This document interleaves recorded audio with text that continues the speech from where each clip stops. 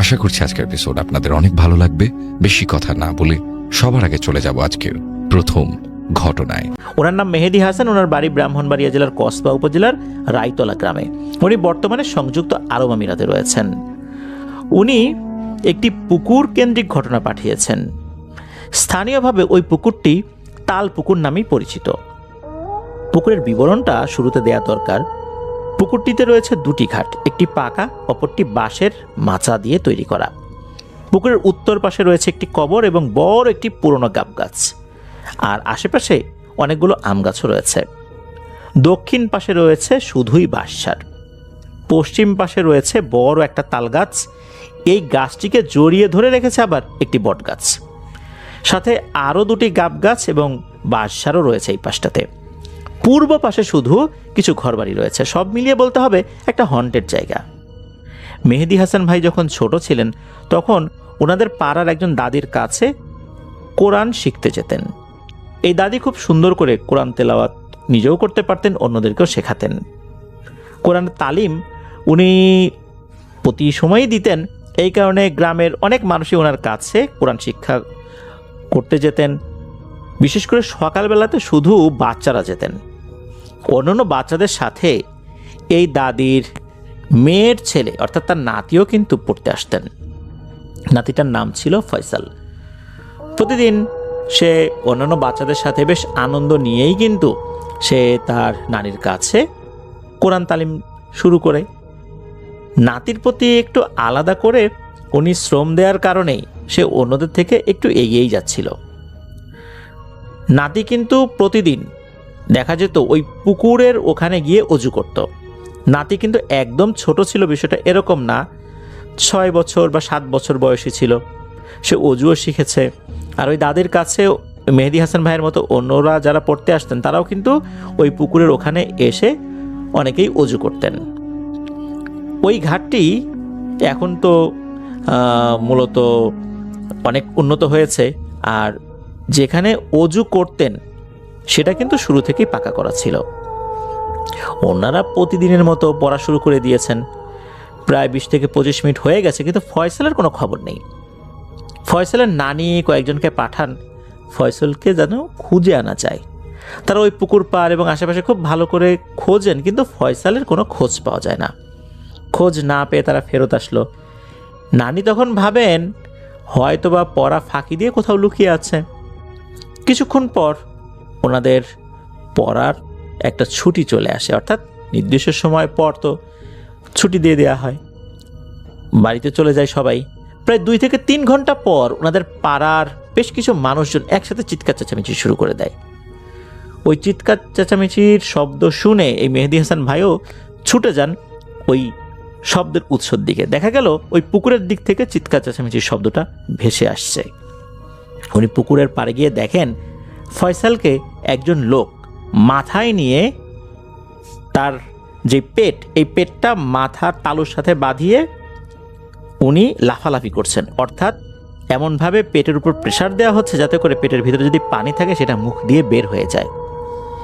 এই দৃশ্য যখন চলছিল তখন এই ফয়সালের নানি, খালা, আশেপাশের মহিলারাও কিন্তু কান্নাকাটি করছিলেন। 2-3 মিনিট পর তাকে মাথা থেকে যখন নামানো হয় তখন বোঝা গেল এগুলো করে লাভ হবে না, কেননা ফয়সাল আল্লাহর ডাকে সাড়া দিয়ে চলে গেছেন। ফয়সালের মৃত্যুর প্রায় 1 বছর কি 1.5 বছর পরে ঘটনা। 3 জন শিশু একসাথে খেলা করছিল ওই পুকুরের পাশেই।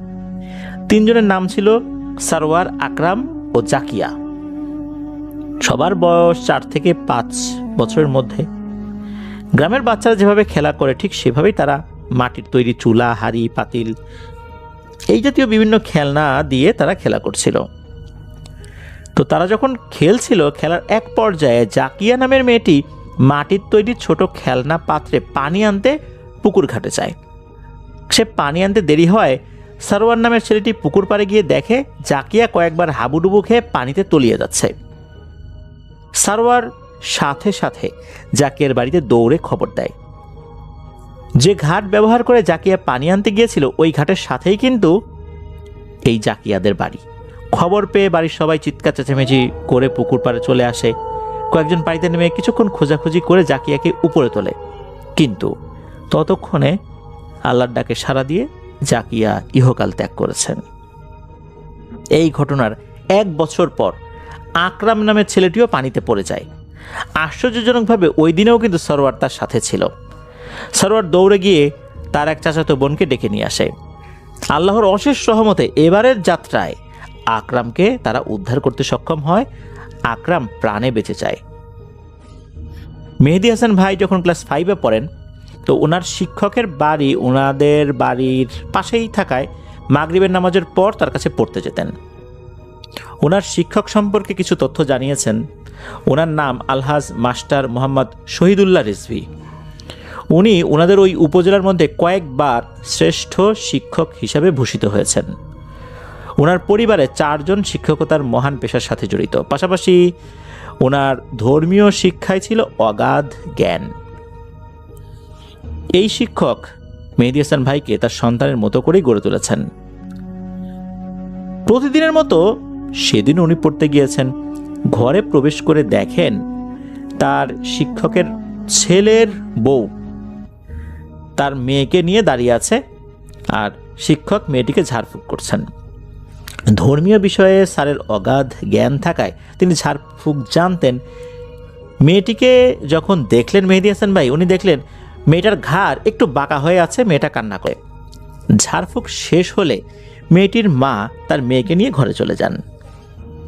এরপর মেহেদী হাসান ভাই স্যারের কাছে জানতে পারেন যে মেয়েটি মাগরিবের আজানের কিছুক্ষণ আগে কোনো এক কারণে পুকুর পাড়ে গিয়েছিল। পুকুরের পশ্চিম পাড়ে, যেখানে তাল গাছ, বট গাছ, গাব গাছ, বাঁশঝাড় রয়েছে, সেই দিকটাতে। সেই বাঁশঝাড়ের নিচে মেহেদী হাসান ভাইয়ের এক চাচাতো ভাইয়ের গরু কিন্তু দিনের বেলায় নাকি সারাদিনই রেখে দেওয়া হতো, বেঁধে রাখা হতো আর কি। ঘটনার দিন ওনার চাচাতো ভাইয়ের স্ত্রী গরুর অস্বাভাবিক ডাক শুনতে পেয়েছে। এটা শুনে দৌড়ে পুকুর পাড়ে গিয়েছেন। গিয়ে দেখেন ছোট মেয়েটি ভয় চিৎকার করছে আর তার ঘাড় বাঁকা হয়ে আছে। তো ওই জায়গা থেকে উদ্ধার করে মেয়েটির মাকে নিয়ে স্যারের কাছে যায় ঝাড়ফুঁক করার জন্য আর কি। তো স্যার এই পর্যন্ত বলেন আর কি। এরপর পড়া শুরু করান সবাইকে। পড়া শুরু করার কিছুক্ষণ পর আবার মেয়েটির মা কান্না করতে করতে স্যারের কাছে এসে বলে, কাকা, আপনার নাতনির অবস্থা আরও খারাপ হতে শুরু করেছে, আমি কি কোনো কবিরাজের শরণাপন্ন হতে পারি? স্যার একটু চুপ করে রইলেন। এরপর বললেন, আচ্ছা ঠিক আছে, যাও তাহলে। কিছুদিন পর ওই মেয়ের সাথে কবিরাজের বাড়িতে যাওয়া এক ব্যক্তির কাছে মেহেদী হাসান ভাই জানতে চাইলেন যে কবিরাজের কাছে নেয়ার পর ঘটনাটা কি হয়েছিল। এরপর ওই লোকটি যা বলল তা শুনে তো মেহেদী হাসান ভাই চমকে উঠলেন। কবিরাজের বাড়িতে যেতে যেতে রাত ওই দিন প্রায় 9টা বেজে যায়। কবিরাজ তাদেরকে বাইরে বসতে বললেন এবং তার ঘরের একটা রুমে চলে গেলেন। বিভিন্ন বিষয় তো গোছগাছ করতে হবে এই জন্য। এরপর উনি সবাইকে ঘরের ভেতরে আসতে বললেন। মেয়েটিকে নিয়ে ঘরে প্রবেশ করা হলো। তারপর কিছুক্ষণ রিচুয়াল করার পর মেয়েটির মধ্যে জিনকে হাজির করানো হলো। জিন হাজির হয়ে বলতে লাগলো, আমাকে কেন বিরক্ত করলি? তোর এত বড় দুঃসাহস কিভাবে হয়? কবিরাজ কিন্তু নরম সুরেই বললেন, তুই মেয়েটিকে মারতে গেলি কেন? জিন নাকি তখন বলে, মারতে আর পারলাম কই, পুকুর পাড়ে বেঁধে রাখা গরুটা বারবার তেড়ে আসছিল আমার দিকে, তার শিং দিয়ে আমাকে মারার জন্য, কিন্তু গরুটি বাধা থাকার কারণে আমার কাছাকাছি আসতে পারছিল না। তারপর আমি যখন মেয়েটিকে মারার জন্য যাচ্ছিলাম তখন এই গরুটি জোরে জোরে ডাকতে শুরু করে। তখন মাত্র মেয়েটির ঘাড়ে হাত রেখেছি, তখন গরুর মালিক চলে আসে। আমার পরিকল্পনা ব্যর্থ হয়ে যায়। এই কথা শোনার পর কবিরাজ আবার প্রশ্ন করে, তুই কোত্থেকে আসছিস এখানে? জবাবে জিন বলে, আমি একা না, আমরা আরও কয়েকজন আছি। পুকুর পাড়ের যে তাল গাছ রয়েছে এখানে থাকি। প্রতি বছর ছোট বাচ্চাকে মেরে আমরা কালো জাদুর চর্চা করি। এরপর ওই জিনটা নাকি আরও স্বীকার করে তারাই নির্মমভাবে হত্যা করেছিল ফয়সালকে, জাকিয়াকে, আরও অনেককেই হত্যার চেষ্টা করেছিল, তবে ব্যর্থ হয়েছিল। জিনটা এই কথা বলার পর কবিরাজ বলেন, এই তোর চেলাগুলো সবগুলোকে ডাক, আমি সবার সাথে কথা বলবো। কিছুক্ষণের মধ্যেই একে একে সবাই নাকি চলে আসে। কবিরাজ সবাইকে একসাথে বলে, তোরা এই জায়গা ছেড়ে অন্য কোনো জঙ্গলে চলে যাবি, এটা তোদের থাকার জায়গা না, এটা মানুষের থাকার জায়গা। এখানে আসবি, থাকবি, ইচ্ছা মতো আমাদেরকে মেরেও ফেলবি, তা তো হবে না। বিনিময়ে কী চাস বল। জিনগুলো কবিরাজকে বলে যে 5 জনকে নিয়ে তারপর আমরা নিজেরাই স্থান ত্যাগ করব, এটাই আমাদের শেষ কথা। কবিরাজ এতটাই রাগান্বিত হয়ে যায়, উনি বললেন আর একটা হত্যাকাণ্ড আমি এখানে হতে দেব না। কবিরাজ রিচুয়াল শুরু করেন, হাতে একটা কাচের বোতল নিয়ে একে একে সবগুলোকে বন্দি করে ফেলেন। এরপর কবিরাজ একটু তেল পড়া ঝাড়ফুঁক দিয়ে সবাইকে বলেন, যান, চলে যান, আলহামদুলিল্লাহ, আল্লাহর ইচ্ছায় কাজটি সম্পন্ন হয়েছে। এরপর কিন্তু ওই মেয়েটি একদম স্বাভাবিক হয়ে যায়, তার ঘাড় যেটা বাঁকা ছিল এটাও স্বাভাবিক হয়ে যায়। এই ঘটনার পর অদ্ভুত একটা বিষয় কিন্তু সবাই লক্ষ্য করে, এই যে তাল গাছ, এই তাল গাছে একটা সময় অনেক তাল হতো। এই তাল গাছটির বয়স 60 বছরের উপরে। ওই তাল গাছে যখন তাল হতো, হঠাৎ করে নাকি ওই গাছে তাল আসা বন্ধ হয়ে যায়, শুধু লম্বা লম্বা লাঠির মতো তালের যেই অংশটা বের হয় সেটা দেখা যেত। এরপরে আর কোনো তাল হতো না। অনেক তাল হতো একটা সময়, মানে এত তাল হতো অকল্পনীয়। মূলত এই জিনগুলো যখন থেকে এই তাল গাছের উপরে আশ্রয় নিয়েছে, এরপর থেকেই নাকি এই তাল আসা ওরা বন্ধ করে দেয়। কেননা এই তালগুলো যখন ছোট থাকতো, অনেকেই এই তালগুলো কাঁধি সহ পেরে নামাতো। এই তালের ভেতরে যে নরম নরম শ্বাস হয়, এগুলো মানুষ খেত। তো দেখা যেত যে এই জিনগুলো বিরক্ত বোধ করতো, যাতে এখানে তালই না হয়, মানুষজন উপরে যাতে না ওঠে, এই জন্যই মূলত ওরা বিশেষ এক কালো জাদু করে এই তাল গাছে তাল আসা বন্ধ করে রেখেছিল। কবিরাজ যখন ওই জিনগুলোকে বন্দি করে মাটিতে পুঁতে ফেলেন, এরপর থেকে নাকি ওই তাল গাছে তাল আসতে শুরু করে, যেটা এখনও নাকি আছে। মেহেদী হাসান ভাই জানিয়েছেন, এই যে ফয়সাল, জাকিয়া, এরা পৃথিবীতে নেই, তাদের জন্য দোয়া চেয়েছেন, আমরা তাদের জন্য দোয়া করি, আল্লাহ তাআলা তাদেরকে জান্নাতুল ফেরদৌসের মেহমান হিসেবে কবুল করুন। যেহেতু তারা অনেক শিশু বয়সেই এই পৃথিবীর মায়া ত্যাগ করে চলে গেছেন, তাই আমরা আশা করতেই পারি যে আল্লাহ তাআলা তাদেরকে জান্নাতের বাগানে রেখেছেন। এটাই ছিল ঘটনা। প্রিয় লিসেনার্স, এরকম একটা পেয়ারা গাছ আমি নিজেও দেখেছি। আমার খুব কাছের এক বন্ধু, যার নাম হচ্ছে মাসুদ। তো মাসুদ আমাকে বলেছিল যে এই পেয়ারা গাছে একটা সময় নাকি পেয়ারা অনেক হতো, কিন্তু পেয়ারা কামড় দিলেই দেখা যেত ভেতরে নষ্ট। বাইরে থেকে বোঝার উপায় ছিল না যে এই পেয়ারা গাছের পেয়ারা এরকম। আমি যখন ওই গাছের পেয়ারা খেলাম, তখন আমি বললাম যে এখন তো ঠিক আছে। তখন আমার ফ্রেন্ড মাসুদ বলল যে এই গাছে নাকি বিভিন্ন সময় একটা নারী অবয়বকে দেখা গিয়েছিল।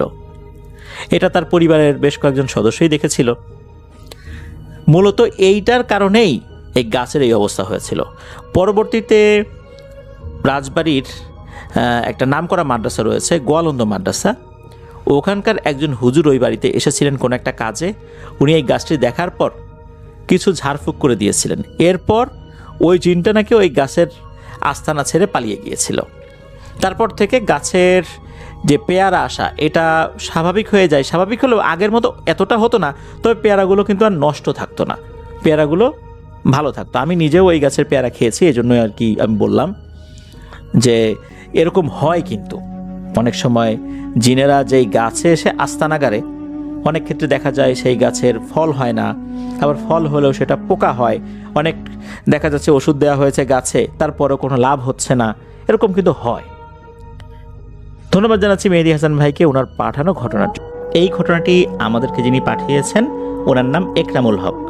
ওনার বাড়ি ব্রাহ্মণবাড়িয়া জেলার নবীনগর উপজেলার আলমনগর গ্রামে। উনি বর্তমানে সিলেট পলিটেকনিক ইনস্টিটিউটে 7th সেমিস্টারে অধ্যয়নরত রয়েছেন। ঘটনাটি একদম রিসেন্টই বলতে হবে, কেননা এটি শুরু হয়েছে 2026 সালের এপ্রিল মাসের প্রথম দিন থেকে। যার সাথে ঘটনাটি ঘটেছে তার নাম হচ্ছে হোসনে আরা। সম্পর্কে একরামুল হক ভাইয়ের উনি ফুফাতো বোন হন। এবার মূল ঘটনায় আসি। এই যে হোসনে আরা আপা, উনি মূলত অনেক কঠিন কঠিন কাজ করতে বাধ্যই হন বলতে হবে, কেননা ওনার হাজব্যান্ড একজন রেমিটেন্স যোদ্ধা।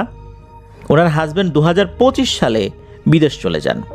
এরপর পরিবারের অনেক কঠিন কঠিন কাজ ওনার ঘাড়ের উপর এসে পড়ে। এই কারণে বলছি, কেননা ওনার হাজব্যান্ড যেটা করতেন সেটা হচ্ছে ষাঁড় গরু লালন পালন করতেন।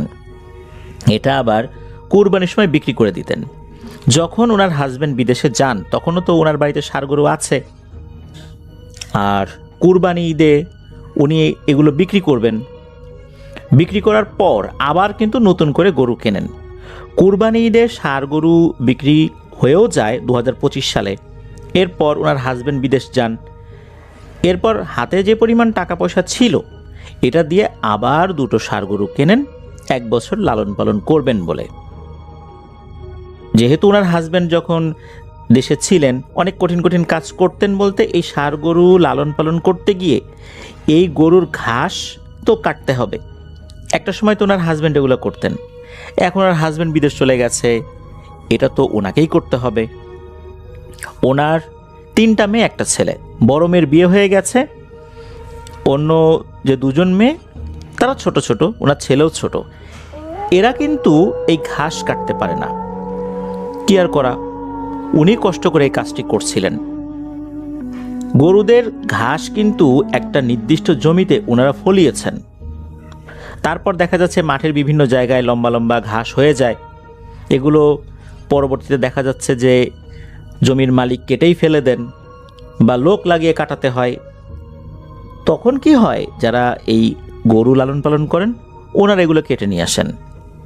যার কারণে ওই সাইডটাতে গিয়ে, অর্থাৎ যেই সাইডে এই ঘাস ফলানো হয়েছিল, তারপর বড় বড় ঘাস এমনিতেও হতো, এই সাইডটাতে গিয়ে ঘাস কাটতে হতো। আর এই সাইডটা অনেকটা চকের মতো, উঁচু ঢিবি আছে, টিলার মতো আর কি। ওখানে হয় কি, এই যে ঘাসগুলো অনেক সময় দেখা যাচ্ছে যে ঘাসের সাথে কাদা টাদা থাকে, এগুলো আবার গরু খেতে চায় না। এই ঘাসগুলো কাটার পর এগুলো আবার পানিতে ধুইতে হয়। পানিতে ধোবার পর এগুলো শুকাতে হয়, তারপর গরুকে দিতে হয়। ভেজা ঘাস গরু খেতে চায় না, খেলে গরুর পেটেও সমস্যা হতে পারে। তো এই যে কাজগুলো, এই কাজগুলো করতে গিয়ে একটা সমস্যা দেখা দিল। তা হচ্ছে, উনি যেখানে গরুর ঘাস ধোয়ার কাজটা করতেন ওইটা একটা পুকুরের মতো ছিল। ওই চকের ওখানে একটা পুকুর। উনি চিন্তা করতেন, ঘাস যেহেতু আমি পানিতে ধুয়ে নিলাম, এখন এখান থেকে গোসলটা করে তারপর বাড়িতে যাই। উনি প্রতিদিন এই কাজটি করতেন। উনি সাধারণত দুপুর 1টার আগেই বাড়িতে ফেরত আসতেন এই ঘাসগুলো নিয়ে। একবার কি হয়, উনি এক রাতে একটা স্বপ্ন দেখেন। স্বপ্নের মধ্যে দেখেন একটা অবয়ব তাকে বলছে যে তুই কখনোই আর এই ডোবার এখানে আসবি না, তুই এখানে ঘাস ধুবি না, তুই এখানে গোসলও করবি না। আমরা এখানে 7 ভাই থাকি। আমরা 7 ভাইয়ের মধ্যে 3 ভাই কিন্তু আমরা ভালো, আর 4 ভাই কিন্তু অতটা ভালো না। এরা 19 থেকে 20 হলেই মানুষের ক্ষতি করে। কিন্তু তার মানে এই না এরা আগ বাড়িয়ে মানুষকে ক্ষতি করতে যাবে।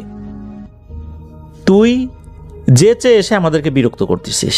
এখানে আমরা 7 জন থাকি, তুই এখানে আর আসবি না, আমাদের অসুবিধা হয়। স্বপ্নে এই জিনিসটা দেখার পর ওনার ঘুম ভেঙে যায়। রাতের বেলায় শুয়ে শুয়ে চিন্তা করছেন, কি দেখলাম, এটা কি দুঃস্বপ্ন নাকি সত্যিই কিছু। পরদিন সকালবেলা উনি ভাবছেন যে কি করি, স্বপ্নে এরকম একটা জিনিস দেখলাম, এখন করবোটাই বা কি। এই যে 2টা গরু আছে, এদেরকে যে পরিমাণ খাবার দিতে হবে, আমি তো অন্য জায়গা থেকে ঘাস আনলে হবে না। ওখানে আমরা ঘাস ফলিয়েছি, আবার পাশে অন্য ঘাসও আছে, এত ঘাস কোথায় পাবো। তারপরও উনি ওই স্বপ্নের বিষয়টা কিছুটা গুরুত্ব দিয়ে আশপাশ থেকে ঘাস কেটে এনে দিচ্ছিলেন কয়েকদিন। কিন্তু দেখা যাচ্ছে যে পরিমাণ ঘাস উনি কেটে আনছেন তাতে গরুর পেট ভরছে না। গরুগুলো বিভিন্ন সময় ডাকাডাকি করে, রাতের বেলা ডাকাডাকি করে, পেটে ক্ষুধা। তাই বাধ্য হয়ে উনি আবার সিদ্ধান্ত নিলেন ওখানে যাবেন। তো উনি গিয়েছেন। যেদিন উনি গিয়েছেন ওই দিন দুপুর 1টার দিকে পাশের একজন প্রতিবেশী, তার নাম হচ্ছে হোসেন মিয়া, উনি এই হোসনিয়ার আপাকে কাঁধে করে বাড়িতে নিয়ে আসছেন। কি ব্যাপার, কি হলো? তখন এই হোসেন মিয়া বলেন এক ভয়ঙ্কর কথা। উনি ওনার গরুগুলোকে নিয়ে ওই ডোবার পাশ দিয়ে যাচ্ছিলেন। তখন ওই ডোবার ভিতরে পানির শব্দ, মানে ছলাৎ ছলাৎ শব্দ, উনি চিন্তা করলেন বড় কোনো মাছ আছে মনে হয়, এরকম শব্দ করছে। উনি কি মনে করে যখন ডোবার কাছে উকি দিয়েছেন তখন দেখেন এক ভয়ঙ্কর দৃশ্য। উনি দেখতে পান ডোবার ঠিক মাঝ বরাবর এই হোসনে আরা আপা একবার পানির উপর ভেসে ওঠে সোজাভাবে, আবার মনে হচ্ছে পানির নিচে তলিয়ে যাচ্ছে, মনে হচ্ছে কেউ তাকে হ্যাচকা টানে পানির নিচে নিয়ে যায়, আবার তার পা ধরে উপর দিকে তুলে ধরে, আবার নিচের দিকে নিয়ে যায়, কিছুক্ষণ রাখে, আবার উপরের দিকে তুলে ধরে। উনি তো দেখে বুঝতে পারছেন এটা তো হোসনে আরা। তখন উনি এই হোসনে আরা আপাকে বাঁচানোর জন্য পানিতে ঝাঁপিয়ে পড়েন। উনি যদিও বা জানতেন এটা স্বাভাবিক কোনো বিষয় নয়, এই ঘটনায় যদি উনি আগ বাড়িয়ে সহযোগিতা করতে চান তাহলে ওনারও প্রাণনাশের সম্ভাবনা রয়েছে। প্রতিবেশী, উনি তো ওনার দায়িত্ব পালন করতে গিয়ে ওই ডোবাতে ঝাঁপ দিয়েছেন। ঝাঁপ দেওয়ার পর হোসনে আরা আপাকে উনি খপ করে হাতটা ধরেছেন, এরপর উনি সাঁতার দিয়ে তীরে আসার চেষ্টা করছেন। তবে আল্লাহর রহমতে উনি কোনো ধরনের বাধাপ্রাপ্ত হন নাই। হোসনে আরা আপাকে নিয়ে যখন ওই তীরে আসেন তখন দেখেন হোসনে আরা আপা অজ্ঞান হয়ে গেছে। তখন দ্রুত তাকে কাঁধে করে বাড়িতে নিয়ে আসেন, বলেন এই ঘটনা। তখন হোসনে আরা আপা, উনি তো সেন্সলেস অবস্থায় আছেন, পরিবারের সদস্যরা তাকে জ্ঞান ফেরানোর চেষ্টা করে। হোসনে আরা আপার বাবার বাড়িও কিন্তু একদম পাশেই, তারাও ওখানে চলে আসে, অর্থাৎ এই হোসনে আরা আপার বাসায় চলে আসে, এসে তারাও জ্ঞান ফেরানোর চেষ্টা করে। যখন জ্ঞান ফেরে তখন এই হোসনে আরা আপা স্বপ্নের বিষয়টা জানান। তারপর টানা কয়েকদিন উনি গরুর ঘাস কাটতে যেতে পারেন নাই, বাধ্য হয়ে আবার গিয়েছেন, এটাও জানান। এবং উনি এটাও জানান যে গরুর ঘাস যখন উনি ধুতে গিয়েছেন তখন মনে হলো কেউ একজন হ্যাচকা টানে ওনাকে ওই ডোবার মধ্যে নিয়ে গেছে। তারপর একবার তাকে পানির নিচে টান দিয়ে নিয়ে যায়, আবার উপরে ভাসিয়ে দেয়, এভাবে চুবাচ্ছিল। তার কাছে অতটুকুই মনে হয়েছে। একটা পর্যায়ে ওনার কিছু মনে নাই, তারপর তো জ্ঞান ফিরে দেখেন যে উনি বাড়িতে আছেন। কিভাবে আবার ওই হোসেন মিয়া উদ্ধার করেছেন সেই বিষয়টা উনি শোনেন, হোসেন মিয়ার প্রতি উনি কৃতজ্ঞতা জানান। কিন্তু সমস্যা এখানে শেষ হয় না। ওই রাতে এই হোসনে আরা আপা ঘুমিয়ে আছেন, পাশে ওনার মেয়েও ঘুমিয়ে আছে, ছেলেও ঘুমিয়ে আছে আর এক জায়গায়। হঠাৎ করে মনে হলো টিনের চালে ধরাম করে কোনো কিছু একটা পড়লো। টিনের চালের উপর যদি নারকেল পড়ে বা ডাব পড়ে কত জোরে আওয়াজ হয়, মনে হলো ওরকম আওয়াজ হয়েছে, বোম ফাটার মতো আওয়াজ হয়েছে। ধর্মর করে উঠে বসছেন সবাই, এত জোরে আওয়াজ হয়েছে, কে ঢিল মারলো, এত বড় ঢিল কে মারতে পারে। এই চিন্তা করতে করতেই হঠাৎ করে এই হোসনে আপার মধ্যে অদ্ভুত রকমের পরিবর্তন দেখা দেয়। ওনার পাশে থাকা মেয়ে, সে এই পরিবর্তনটা বুঝতে পেরেছে। তার মেয়ে খেয়াল করে যে হোসনে আরা আপা নিজে নিজে নিজের মাথার চুল ছেঁড়া শুরু করেছেন আর এলোমেলো কথা বলছেন। উনি এরকম কথা বলছেন, ওনার মেয়ে তো ছোট মানুষ, আসলে কি বলবে কি করবে বুঝতে পারছে না। তখন নাকি ওই হোসনে আরা আপা বলছেন যে বাঁচাতে পারবি না, একে বাঁচাতে পারবি না, ওর কত বড় সাহস, ওকে কতবার নিষেধ করলাম তারপরও ও আবার গেছে। অবস্থা বেগতিক দেখে হোসনে আরা আপার মেয়ে দরজা খুলে দৌড় দিয়ে বাইরে বেরিয়ে সোজা তার নানি বাড়িতে চলে গেছে। নানি বাড়িতে একদম পাশেই ছিল। রাতের বেলা তাদেরকে ডেকে তুলেছে, ওই বাড়ির লোকজন এখানে চলে আসছে। হোসনে আরা আপার মা যখন ওখানে আসছেন, আসার পর হোসনে আরা আপার মাকে উদ্দেশ্য করে হোসনে আরা আপার ভেতরে থাকা ওই অবয়বটা বলছে, তোর মেয়েকে বাঁচাতে পারবি না, কত বড় সাহস, ও আবার গেছে, ওকে নিষেধ করার পরেও। এদিকে আশপাশ থেকে লোকজন চলে আসছে, ওই যে হোসেন মিয়া উনিও চলে আসেন, এসে দেখেন এই অবস্থা। যারা পুরুষ সদস্যরা আছেন তারা তো ধরে রাখার চেষ্টা করছেন, কিন্তু কোনোভাবেই তাকে ধরে রাখা যাচ্ছে না। তো একটা পর্যায়ে তখন ওই পরিবারের সদস্যরাই বলেন যে কি করা যায় আপনি একটু বলেন, আপনার কাছে এই পরামর্শ চাই। তখন কোনো কথা বলে না, বোঝা গেল যে কাজ হবে না, এরা ওই পরিবারের সাথে সরাসরি কথা বলবে না। হোসনে আরা আপার শরীরে তিনটা মনে হলো খিচুড়ির মতো একটা ঝাঁকুনি দিল, তারপর জিনটা চলে যায়। এরপরে হোসনে আরা আপা স্বাভাবিক হয়ে যান। পরদিনই একজন হুজুর আনা হয়, যিনি এই ধরনের রুকিয়া সংক্রান্ত বিষয়ে অভিজ্ঞ ছিলেন। উনি আসার পরপরই যখন সব কথা শুনলেন, হোসনে আরা আপার শরীরে সরাসরি ওই জিনটাকে হাজির করান। জিজ্ঞেস করেন যে এরকম বিরক্ত করার কারণ কি। তখন জিনটা ওই একই কথা বলে যে এইটা আমাদের চলাচলের পথ, আমরা এখানে থাকি, ও আসে, আমরা অসুবিধায় পড়ি, আমরা খুব বিরক্ত হই। আর ও এমন সময় আসে ভর দুপুরবেলা, এই সময় তো আসা উচিত না। ওকে স্বপ্ন দেখিয়েছি, তারপরেও আসছে। তখন ওই হুজুর বলেন যে আসলে না এসে উপায়টা কি। তার দুটো গরু আছে, এই গরুর ঘাস ওইখানে কাটতে হয়। এমনটা না যে অন্য জায়গায় সে কাটতে গেলে ফ্যাসিলিটি পাবে, কারণ ওখানে তারা একটা নির্দিষ্ট জমিতে ঘাস ফলিয়েছে, এই যে নেপিয়ার ঘাস টাইপের ঘাস ফলিয়েছে, এছাড়া অন্যান্য ঘাসও ওইখানে পাওয়া যায়। তাহলে এই গরু দুটোকে ওনারা কি খাওয়াবেন? ওনারা তো এমন ধনী না যে ঘাস কিনে এনে ওনারা খাওয়াবেন, এটা তো ওনারা পারবেন না। সুতরাং আপনারা বিষয়টা বিবেচনা করেন। ঠিক আছে, ও ঘাস ওইখানে না হয় আর না ধুইল, কিন্তু ঘাস তো কাটতে হবে। তখন নাকি ওই জিনটা বলে, আচ্ছা ঠিক আছে, সামনের মঙ্গলবার ওই ঢিবিতে 10 কেজি মিষ্টি আর 2টো কালো মোরগ তোরা দিয়ে আসবি, তাহলে আর সমস্যা হবে না। হুজুর এটা বলে দিলেন। অন্য সদস্য যারা ছিলেন তারাও শুনলেন, তারাও বিষয়টা বললেন যে ঠিক আছে, মঙ্গলবার আমরা এটা দিয়ে আসবো। তো যখন সব কিছু ঠিকঠাক, হুজুরও চলে গেলেন, জিনও চলে গেল, এরপরে পরিবারের সদস্যরা কি মনে করে তারা এই জিনিসটা দিলেন না। তারা চিন্তা করলেন সমস্যা ঠিক হয়ে গেছে, এখন কষ্ট করে আবার 10 কেজি মিষ্টি কিনবো, 2টো কালো মোরগ কিনবো, দরকার নাই। তারা যখন মঙ্গলবার দিলেন না, এরপর শুরু হয়ে যায় আর একটা ঝামেলা। হঠাৎ করে পরিবারের অনেক সদস্যরা সেখানে ছিলেন, সবার উপস্থিতিতে হঠাৎ করেই এই হোসনে আরা আপার মধ্যে ভয়ঙ্কর রকমের পরিবর্তন চলে আসে। উনি মাথার চুল এলোমেলো করে ফেলেন, মাথার চুল ছিঁড়তে থাকেন। তারপর ঘরের ভেতর থেকে একটা কুড়াল নিয়ে আসছেন, নিয়ে এসে উনি বলতেছেন যে এ আর বাঁচবে না, তোরা ইনসান জাতি প্রতিজ্ঞা ভঙ্গ করিস, প্রতিজ্ঞা করার পরও তোরা কথা রাখলি না, সুতরাং আর কোনো কাজ হবে না, একে মেরেই ফেলবো। এই কথা বলার পরেই হোসনে আরা আপার বড় বোন আবার ওখানেই বসা ছিল। উনি বলতেছেন, একটু সাহস করে বলতেছেন খুব নরম সুরে, যে আমাদের তো ভুল হয়ে গেছে, আমাদের আসলেই এত বড় ভুল হয়ে যাবে আমরা নিজেরাও বুঝতে পারিনি, আমরা এই মঙ্গলবার তো দিতে পারিনি, আসতেছে মঙ্গলবার অবশ্যই দেব, আপনি মনে কষ্ট নিয়েন না, রাগ করেন না।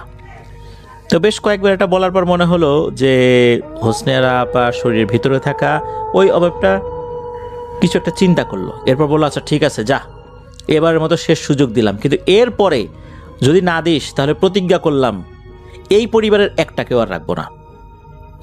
এরপর পরই হোসনে আরা আপা সেন্স হারিয়ে পড়ে যান। পরিবারের সদস্যরা কিন্তু ওই ঢিবিতে 10 কেজি মিষ্টি এবং 2টো কালো মোরগ দিয়ে আসছিলেন। এরপর আল্লাহর রহমতে আর কোনো সমস্যা হয়নি। আমরা সেবার সপরিবারে 1992 সালে 1 মার্চ আমরা একটা বাসায় উঠি মগবাজারে। তখনকার আমল তো আসলে ছিল 2 স্ট্রোক বেবি ট্যাক্সির। আমার আব্বা টিএনটি অফিসে চাকরি করত।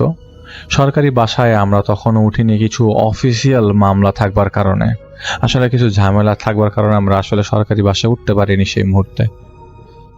তো অনেকেই নিশ্চয়ই জানেন মগবাজারের টিএনটির কলোনি এলাকা, মানে ওয়্যারলেসের আশেপাশের এলাকা, সেখান থেকেই ট্রেন লাইনটা পরিষ্কার দেখা যেত সেই বাসা থেকে। এখন যেমন ব্রডগেজ লাইন ছিল, তখন তো আর এরকম ছিল না।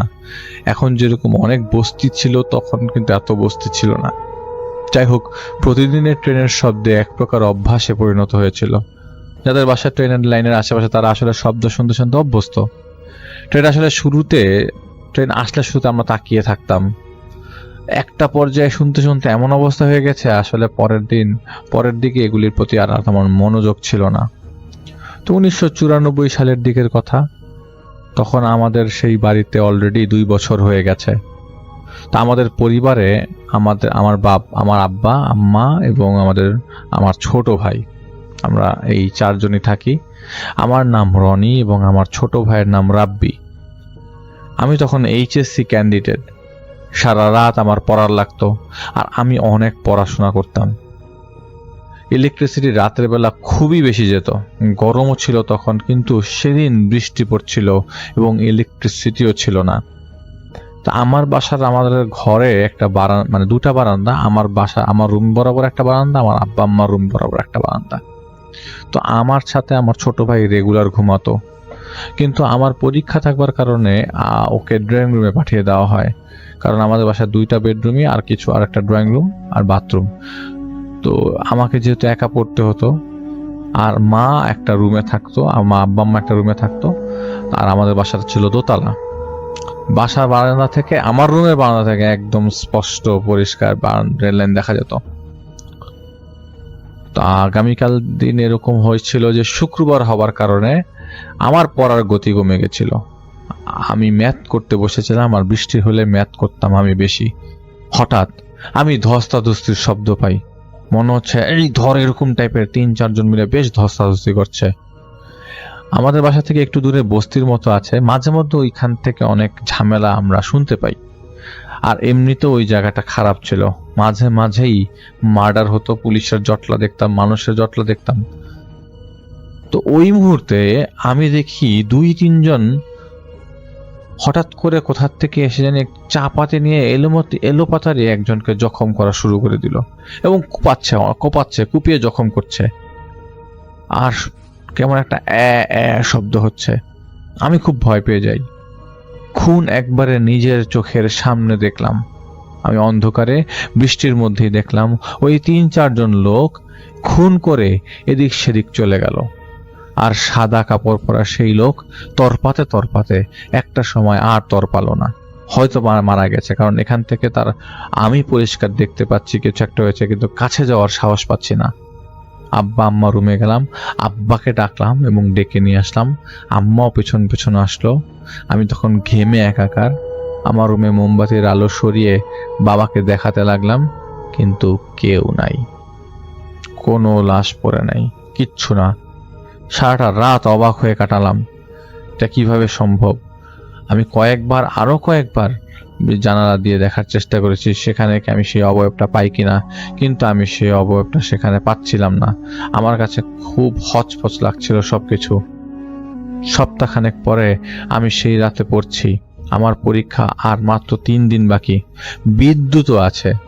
চারপাশের আলোতে খেয়াল করলাম রেল ট্র্যাকের উপরে ওই দিনের মতো এবার আর ধস্তাধস্তি দেখছি না, সেদিনের মতো সেই লাশটাই পড়ে আছে এবং তার পাচ্ছে, লাশটার বডিটার মধ্যে থেকে পাটা কাঁপছে। আমি অনেকক্ষণ তাকিয়ে থাকি, দেখি এটা কি ভ্যানিশ হয় কিনা, কিন্তু কোনোভাবেই এটা ভ্যানিশ হচ্ছিল না। যতক্ষণ আমি তাকিয়েছিলাম ততক্ষণই লাশটা আমি পড়ে থাকতে দেখেছি। যেই আমি আব্বা আম্মা রুমে গেলাম, আব্বা আম্মাকে ডাকলাম, আব্বা খুব চিৎকার চেঁচামেচি করছিল রাত্রেবেলা এরকম সময় ডাকাডাকি করবার কারণে। এসে বলে, কি দেখছো না দেখছো বাদ দাও। আমি আমার আব্বাকে ভালো করে দেখাই, দেখো। আমি যখন আব্বাকে দেখাতে লাগলাম, কিচ্ছু দেখা গেল না, সেখানে কিচ্ছু নাই। তো আমার পরীক্ষা শুরু হয় এবং আমি এরপরে আর সেই জিনিস কিছুদিন দেখি না। পরীক্ষা শেষ হওয়ার পর বিশ্ববিদ্যালয়ে ঢুকবার কম্পিটিশন আছে, তাই কিছুদিন আমি মামা বাড়ি থেকে ঘুরে আসি। তো কয়েকদিন ঘুরে আসবার পর এসে শুনি আমি যে রুমে কয়েকদিন ছিলাম না, আমার ছোট ভাই আমার রুমে ঘুমিয়েছে। ও বলল ও কয়েকদিন রাত্রেবেলা সন্ধ্যার পর এরকম রাত 10টার দিকে টিভি দেখে এসে রুমে মশারি আমাদের জানালার সাথে বাঁধতে হতো। তো জানালার সাথে বাঁধতে যে দেখে রেল লাইনের উপর এরকম একটা লাশ পড়ে আছে। লাশটা শরীর থেকে বিচ্ছিন্ন, কাটা পড়া, শরীরে সাদা কাপড় পরা, কিন্তু মাথাটা রেল ট্র্যাকের উপরে। এরকম 2-3 দিনও দেখেছে কন্টিনিউয়াস। বাসায় বাবাকে বললে, যেহেতু 2 ভাই দেখেছি, তিনি তখন বাসায় একজন হুজুর নিয়ে আসেন। হুজুর অনেক কিছু বলে যান, কিন্তু কারোরই কোনো কথা মাথায় ঢোকে না এবং বুঝেও আসে না আসলে কি হচ্ছে তাদের সাথে। সেই বরাবর রুম তো আব্বা আমার কই, তারা তো কিছু দেখে না, আমরা কেন দেখলাম? আমার ছোট ভাই বাবা আমার ঘরে ঘুমানো শুরু করে, আর এই মুহূর্তে আমি ততক্ষণে এসে পড়ি। 1996 সালের শুরুর দিকে, তখন রাত আনুমানিক 9টা বাজে। আমি, আমার আব্বা, আমার ছোট ভাই ঈদের বাজার করে বাসায় ফিরছিলাম। এমন সময় অনেক জোরে একটা চিৎকার শুনতে পাই আমি। কিছুক্ষণের মধ্যেই বেশ মানুষ জড়ো হয়ে যায়। শুনতে পারি একজন মানুষ কাটা পড়েছে, মাথা বিচ্ছিন্ন হয়ে গেছে। এটা হয়তো সুইসাইডই ছিল, কেননা ট্রেনের ধাক্কা দেওয়া এবং কাটা পড়ার মধ্যে দেহ আলাদা হওয়া কিন্তু দুইটা 2 রকমের একটা ক্যালকুলেশন। যদি আপনি ট্রেনের সামনে পড়েন তাহলে একদম থেতলে যাবেন, আর যদি রেল ট্র্যাকের উপর শুয়ে থাকেন তাহলে কাটা পড়ে শরীর আলাদা হয়ে যাওয়ার সম্ভাবনা থাকে। এবং ধাক্কা দিয়ে মারা যাওয়া, রেল ট্র্যাকের উপরে শরীর বিচ্ছিন্ন, আর আপনারা নিশ্চয়ই বুঝতে পারছিলেন। এবং অ্যাক্সিডেন্টে শরীর থেকে বিচ্ছিন্ন ছিল মাথাটা। আমার শরীর ওই মুহূর্তে কাঁটা দিয়ে ওঠে। আমার ছোট ভাই আর আমার বাবা, আমি সাক্ষী আমাদের বাসা থেকে। হয়তো সরাসরি সেই সব মুহূর্তটা দেখিনি, কিন্তু ঘরে ঢোকার সময় আমাদের রুম বরাবর যেতে গেলেই আমি সেই ট্রেনের শব্দ এবং চিৎকার দুটো এখনো পর্যন্ত ভুলতে পারি না। আমার বাবা অবশ্য 2007 সালে পরপারে পাড়ি জমান। সেই বাসাটা আমরা 1999 সালে ছেড়ে দিই ময়মনসিংহে আমার বাবার পোস্টিং এর কারণে। আমি ঢাকা থেকে যাই, বাকিরা চলে যায়। তা আরো কিছু ঘটনা ছিল, আরো কিছু ঘটনা আছে, আমি সেসব পরে ঘটনা শেয়ার করব। আমি জানি না আমার এই ঘটনাটা ভালো লাগবে কিনা, তবে এই ঘটনা আমরা সবাই ফেস করেছিলাম, এটা চাক্ষুষ প্রমাণ আমরা তিনজনই। আসসালামু আলাইকুম, আমি শামীম মিয়া। আমি আজ যে ঘটনাটা বলবো তা জামালপুর নান্দিনা থেকে পাঠিয়েছেন আবু তালহা সাকিব ভাই। সাকিব ভাই এই ঘটনাটা শুনেছে তার নানার কাছে। আমি ঘটনায় চলে যাই। সাকিব ভাই আমাকে যেভাবে বলেছেন ওভাবে বলছি। তখন আমের সময় ছিল। আমার নানার বয়স ছিল 17-18। নানা এই বয়সেও আম কুড়াতে যেতেন। ঠিক তার আগের দিন ওই নানার যে গ্রামে থাকতেন সেই গ্রামে একটা বিয়ে হয়। নানার চাচাতো ভাইয়ের বিয়ে হয়। তো সেদিন তারা অনেক রাত পর্যন্ত আড্ডা দেয়, রাতে 10টা-11টা পর্যন্ত আড্ডা দেয়, খুব মজা করেন। রাতে 10টা-11টা অনেক রাত। তো বিয়ে বাড়িতে আড্ডা শেষ করে নানা ভাই বাড়ি ফিরছিলেন। এমন সময় ঠান্ডা বাতাস তার গায়ে লাগে। তিনি আকাশের দিকে তাকিয়ে দেখে যে আকাশ মেঘলা এবং বুঝতে পারেন যে রাতে ঝড় হবে, বৃষ্টিও হবে। আর ঝড় বৃষ্টি হলে বেশ আম পাওয়া যাবে, এটা চিন্তা করে উনি বাড়িতে যান। বাড়িতে যাওয়ার পর রাতে ঠিকই ঝড় বৃষ্টি হয়।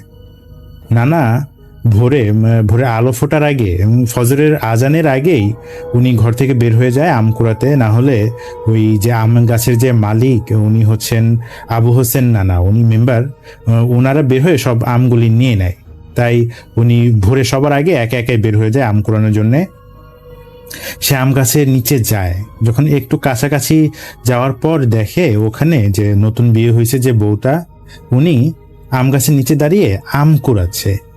উনি আরেকটু কাছে চলে যায়। নানা আরেকটু কাছে যায়, যাওয়ার পর দেখে যে নতুন বউটা আম বড় বড়, অনেক বড় আম, তো আমগুলি তুলে তার শাড়ির আঁচলে রাখতেছে। বেশ অনেকক্ষণ উনি আমগুলি কুড়ায় এবং শাড়ির আঁচলে রাখে। নানা খেয়াল করলো যে এত আম রাখার পরও যে তার আঁচলটা আম দিয়ে ভরতেছে না। তখন নানা ভাই একটু গলা কাশি দিয়ে বলল যে, আপনি এখানে কি করেন? আপনি বাড়ির নতুন বউ, চলে যান, লোকে দেখলে মন্দ বলবে। তো বেশ কয়েকবার এটা বলার পরে নতুন বউ কোনো কথা বলে না।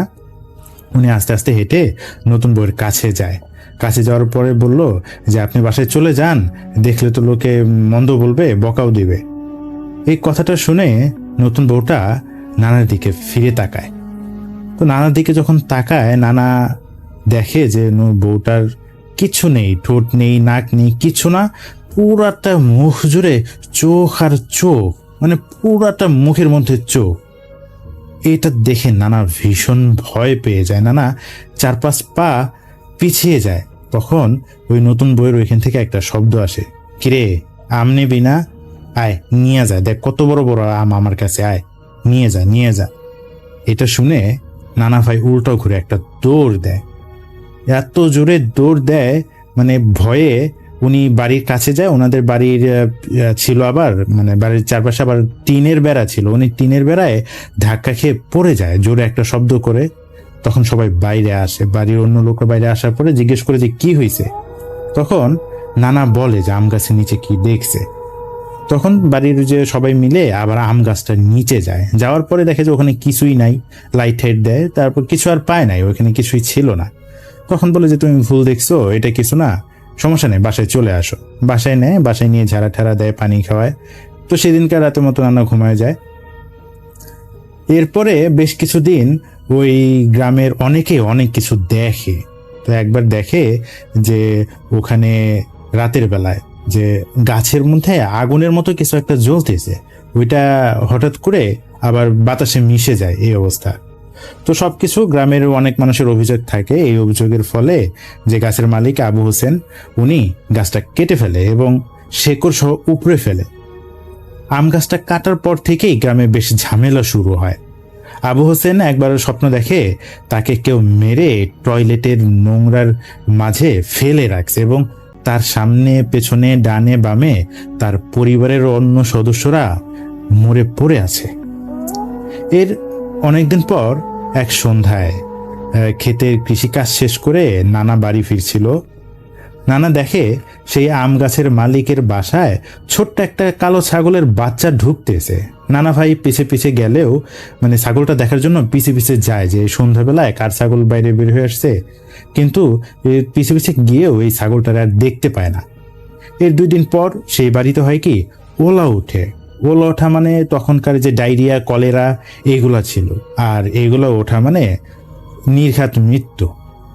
ঠিক 2 দিনের মাথায় সেই পরিবারের 4 জন সদস্য, বাবা মা একটা বোন আর বড় ছেলে, তাদের মাঝে 3 জনই মারা যায়। শুধু এই যে বড় ছেলেটা বেঁচে যায়। তাদের বাসায় একটা কাজের লোক থাকে, সেও মারা যায়। কিন্তু কেন যেন বড় ছেলেটার কিছু হয় না, সে সুস্থ থাকে। এই ঘটনায় গ্রামের সবাই ভয় পেয়ে যায় যে এমন হচ্ছে। সন্ধ্যার পর সবাই বাসা থেকে বের হওয়া বন্ধ করে দেয়। নানা তারও কিছুদিন পর ওই ক্ষেতের কাজ খামারের কাজ শেষ করে বাড়ি ফিরছিল। ঠিক একই সময় এবং একই রকম সেই কালো ছাগলের বাচ্চাটা এবার নানা দেখে যে ওই যে পাশে যে আরেকটা বাড়ি ছিল ওইটাই ঢুকতেছে। এবার নানা বেশ আতঙ্কিত হয়ে যায়। আতঙ্কিত হয়ে নানা ওই পাশের বাড়িতে যায়। পাশের বাড়ির সবাইকে সাবধান হতে বলে যে দেখেন যে আপনাদের বাসায় একটা ছাগল ঢুকতে দেখছি, যে ওই বাসাতেও ঢুকছিল, ওদের তো ওলা উঠছিল, আপনারা একটু সাবধানে থাকেন। কিন্তু 2 দিনের দিন ঠিকই আবার ওদের সবার শরীর খারাপ করে ওই বাড়িতেও ওলা ওঠে এবং এই পরিবারের সবাই মারা যায়। এরপরে মানে একের পর এক কয়েকটা বাড়ি একদম পুরো শূন্য হয়ে যায়, সবগুলো মানুষ মারা যায়। পুরো গ্রামে তো ভয় ছড়ায় যায় এবং গ্রামের সবাই একে একে করে ওই গ্রামটা ছেড়ে দেয়। গ্রামের শেষের অংশটুকু একদম শূন্য হয়ে যায়। এরপর যে ছেলেটা বেঁচে গিয়েছিল ওকে কি করবে, ওকে তার ছোট চাচা বাসায় নিয়ে যায়। এরকম অনেকদিন কাটার পর যখন গ্রাম একটু সুস্থ হয়, ওলা ওঠা গ্রাম থেকে চলে যায়, তখন আবার সবাই গ্রামে ব্যাক করে ফিরে আসে। আর যে ছেলেটা বেঁচে গিয়েছিল আবু হোসেনের, ওনার বড় ছেলের নাম হচ্ছে আবেদ আলী, সবাই তাকে আবদালি বলে ডাকতো। তাকে তার ছোট চাচা একটা মাদ্রাসায় ভর্তি করে দেন। বেশ কয়েক বছর ভালোভাবে কাটলেও একবার সে মাদ্রাসায় যাবার জন্য বাড়ি থেকে বের হয়েছে, কিন্তু অর্ধেক রাস্তায় যাবার পর উনি ভুলে যায় যে কোথায় যাবে, কি করবে, সবকিছু ভুলে যায়। উনি হাঁটতেই থাকেন সারাদিন, এভাবে হাঁটে। তার যখন এই স্বাভাবিক জ্ঞান ফিরে আসে তখন দেখে যে রাতে প্রায় 8টার মতো বাজে। উনি ভেবে পায় না যে এখানে কিভাবে আসলো, বা উনি তো সকালে মাদ্রাসায় যাওয়ার জন্য বের হয়েছিল। এভাবে দিন দিন উনি সবকিছু ভুলে যেত, কিছুই মনে থাকতো না, লেখাপড়া করতে পারতো না, তার শিক্ষকরা তাকে কি বলতো কিছুই মনে রাখতে পারতো না। এর জন্য শিক্ষকরাও প্রচুর মারতো তারে। একবার এক শিক্ষককে তিনি ধাক্কা দিয়ে ফেলে দেয়, লাফ দিয়ে বুকের উপর ওঠে শিক্ষকের বুকে মানে আঘাত করতে থাকে। তখন অন্য ছাত্ররা সবাই মিলে তাকে আটকায়, তাকে মাদ্রাসা থেকে বের করে দেয়। এভাবে দিন পার হবার পর তাকে একটা বিষয় সবাই খেয়াল করে, আর তা হচ্ছে যে তিনি গোসল করতে চাইতো না। 8 দিন 10 দিন গোসলই করতো না। এমন সময় তাকে ওই যে সবাই মিলে গোসল করাইতো। আবার মাঝে মাঝে এমন হইতো সারা দিন গোসল করতো, এক গোসলে তার 2-3টা করে সাবান লাগতো, কিন্তু তার শরীরে কেমন যেন একটা বাজে গন্ধ থাকতো। আর তার গায়ে আতর পাউডার সবকিছু দিলেও এই গন্ধটা কোনোভাবেই যাইতো না। ধীরে ধীরে তিনি যে আস্তে আস্তে পাগলের মতো আচরণ করতে থাকে। একটা সময় গিয়ে পুরোপুরি পাগল হয়ে যায়। খাওয়া দাওয়া করে না, গোসল করে না, একা একা রাতে কোথায় যেন চলে যায়। বেশিরভাগ সময় তাকে ওই আম গাছের নিচে পাওয়া যেত, ওই যে কাটা আম গাছের নিচে, শেকড়টার ওইখানে। একদিন দুপুরে তার বাসার পাশে এক লোক ভাত খাচ্ছিল। সে তার কাছে গিয়ে ভাত চায়। তিনি তাকে বলে যে দূরে যা, দূরে যা, দূর দূর করে তাকে তাড়িয়ে দেয়। তার শরীর থেকে বাজে গন্ধ আসে এর জন্য।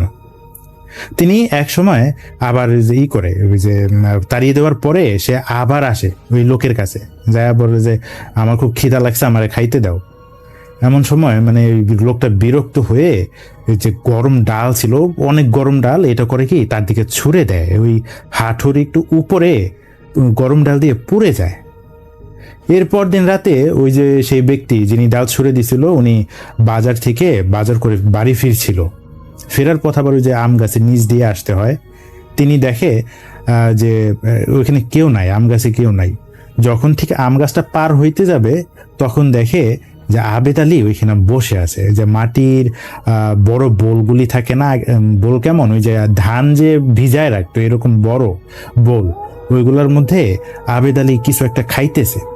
ভালো করে খেয়াল করে দেখে যে ওইখানে একটা কুকুর মরা পচে আছে, আর সেই আবেদ আলী করতেছে কি, ওই কুকুরের নাড়ি ভুড়ি খাইতেছে।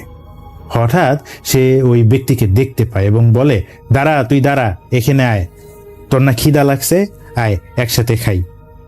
এইটা বলে ওই খাওয়ার জন্য ডাকে। তখন ওই ব্যক্তিটা দৌড় দিয়ে পালাতে চায়, কিন্তু এক পাও নড়তে পারে না। আবদালি তার হাতের ইশারা করে, মানে আঙুল দিয়ে একটা ইশারা করে, আর ওই লোকটা সাথে সাথে কাত হয়ে তার সামনে ঢলে পড়ে যায়, ঠাস করে পড়ে যায়। সে কিছুতেই নড়াচড়া করতে পারছিল না। এক সময় আবেদ আলী তাকে ওই কুকুরের নাড়ি ভুড়ি মুখে ঢুকিয়ে দেয়। ঢুকিয়ে দেওয়ার পরে ওই কুকুরটা করে কি, লাফ দিয়ে দাঁড়িয়ে যায়। কুকুরটা নাড়ি ভুড়ি পেট থেকে মাটিতে ঝুলে আছে। আবদালি ক্যাক করে একটা শব্দ করে, আর কুকুরটা করে কি, ওই লোকের ডান পায়ে কামড়ে ধরে। সে ব্যথায় চিৎকার করতে থাকে, মানে ব্যথা চিৎকার, তার গলা দিয়ে শব্দ বের হচ্ছিল না, গোঙানির শব্দ। এক সময় সে অসহ্য ব্যথায় সেন্সলেস হয়ে যায়। সকালে যখন ফজরের আজান হয় তখন তার জ্ঞান ফেরে। সে খেয়াল করলো তার পুরা শরীর অবশ হয়ে আছে, হাত পা কিচ্ছু নাড়াইতে পারতেছে না, কাউকে ডাকতেও পারতেছে না। ভোরে তাকে প্যারালাইজড অবস্থায় গ্রামের অন্য লোকজন তারে পায়। তার কথা প্রায় বন্ধ হয়ে গেছিল, একটু মানে প্যারালাইজ লোকেরা যেভাবে কথা বলে আধো আধো কথা এইভাবে কথা বলতো। সে কোন রকম মানে ইশারা এবং কথা দিয়ে আবদালির কথা বুঝায় যে এরকম আবদালি এরকম করছে। তখন আবেদ আলীকে মোটামুটি সবাই ভয় পায়, তার সামনে কেউ পড়তে চায় না। এভাবে 14 দিন পর সেই প্যারালাইজ ব্যক্তিটি হঠাৎ করে মানে খুব অস্থির হয়ে যায়, কিন্তু তার মানে কথাগুলো কিছুটা স্পষ্ট হয়। মানে তিনি তার ওয়াইফকে, যে সে রাতে কি হয়েছিল তার ওয়াইফকে ঘটনাগুলি বলার পরে বলে যে পানি খাবো। তখন সে পানি খাইতে দেয়, পানি খাওয়ার কিছুক্ষণ পরেই লোকটা মারা যায়। তখন যখন তাকে যে জানাজা পড়ানো হয় তখন আবদালি দূরে দাঁড়ায় দেখতেছিল। তখন আবদালির মন খারাপ, একজনকে জিজ্ঞেস করে যে ভাই সে কিভাবে মারা গেছে। আর যাকে জিজ্ঞেস করছে উনি হচ্ছে যে ওই যে মারা গেছে তার শালা রমজান। সে বলে, হারামজাদা, তুই মাইরা ফালাইছস, তুই জানোস না। এই কথা বলে ওই যে লাশ দাফন করার যে কাটা বাঁশগুলি থাকে, এই বাঁশ দিয়ে আবেদ আলীকে এলো পাথারি ভাবে মারতে থাকে। এক সময় মানে আবেদ আলী চিৎকার করে কান্না করতে করতে পালিয়ে যায়। দৌড়ে যাওয়ার সময় করে কি, রমজানের গায়ে থুক করে থুথু ফেলে দেয় ওর পায়ে। তো দাফন হবার 2 দিন পর আবদালিকে আবার গ্রামে দেখা যায়। এখন আবদালি আর গ্রামের ভেতরে ঢুকে না। ওদের গ্রামের ঢোকার শুরুতেই একটা বড় বট গাছ আছে, ওই বট গাছের নিচেই থাকে। দিনের বেলায় বট গাছের পিছনে গিয়ে সে শুয়ে ঘুমিয়ে থাকে আর সারাদিন কান্না করে। আবার সন্ধ্যা যখন হয়, সন্ধ্যায় চারপাশে আলো নিভে যায়, তখন যেন মানে সে একটু হাসি খুশি থাকে। তার চেহারাটা তখন সত্যি ভয়ঙ্কর হয়ে ওঠে, আর কণ্ঠটাও বদলে যায়, তখন আর নিজের কণ্ঠ থাকে না। 3 দিনের দিন রাতে আবদালি ওই মারা যাওয়া লোকের কবরের পাশে ঘোরাঘুরি করতে থাকে। অন্ধকার রাত, এই মধ্যরাতে হঠাৎ করেই যেন আবেদ আলী কিরকম হিংস্র হয়ে ওঠে। সে কবরের চারপাশে হাত দিয়ে মাটি খুঁড়তে থাকে। এই সময় গ্রামের একজন মুরব্বী তাকে দেখে ফেলে এবং তার বাসায় জানায় যে আবদালি কবর খুঁড়তেছে।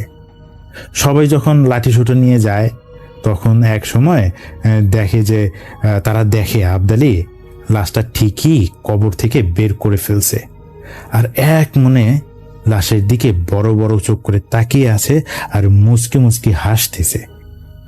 আবদালি গলিত লাশের দিকে মানে এমন ভাবে তাকাচ্ছে, মনে হচ্ছে সে লাশের সঙ্গে মনে মনে কথা বলতেছে। হা করে আছে, তার মুখ দিয়ে লালা পড়তেছে। এবং আরেকটু কাছে গিয়ে খেয়াল করলো যে তার মুখে কিছু চুল।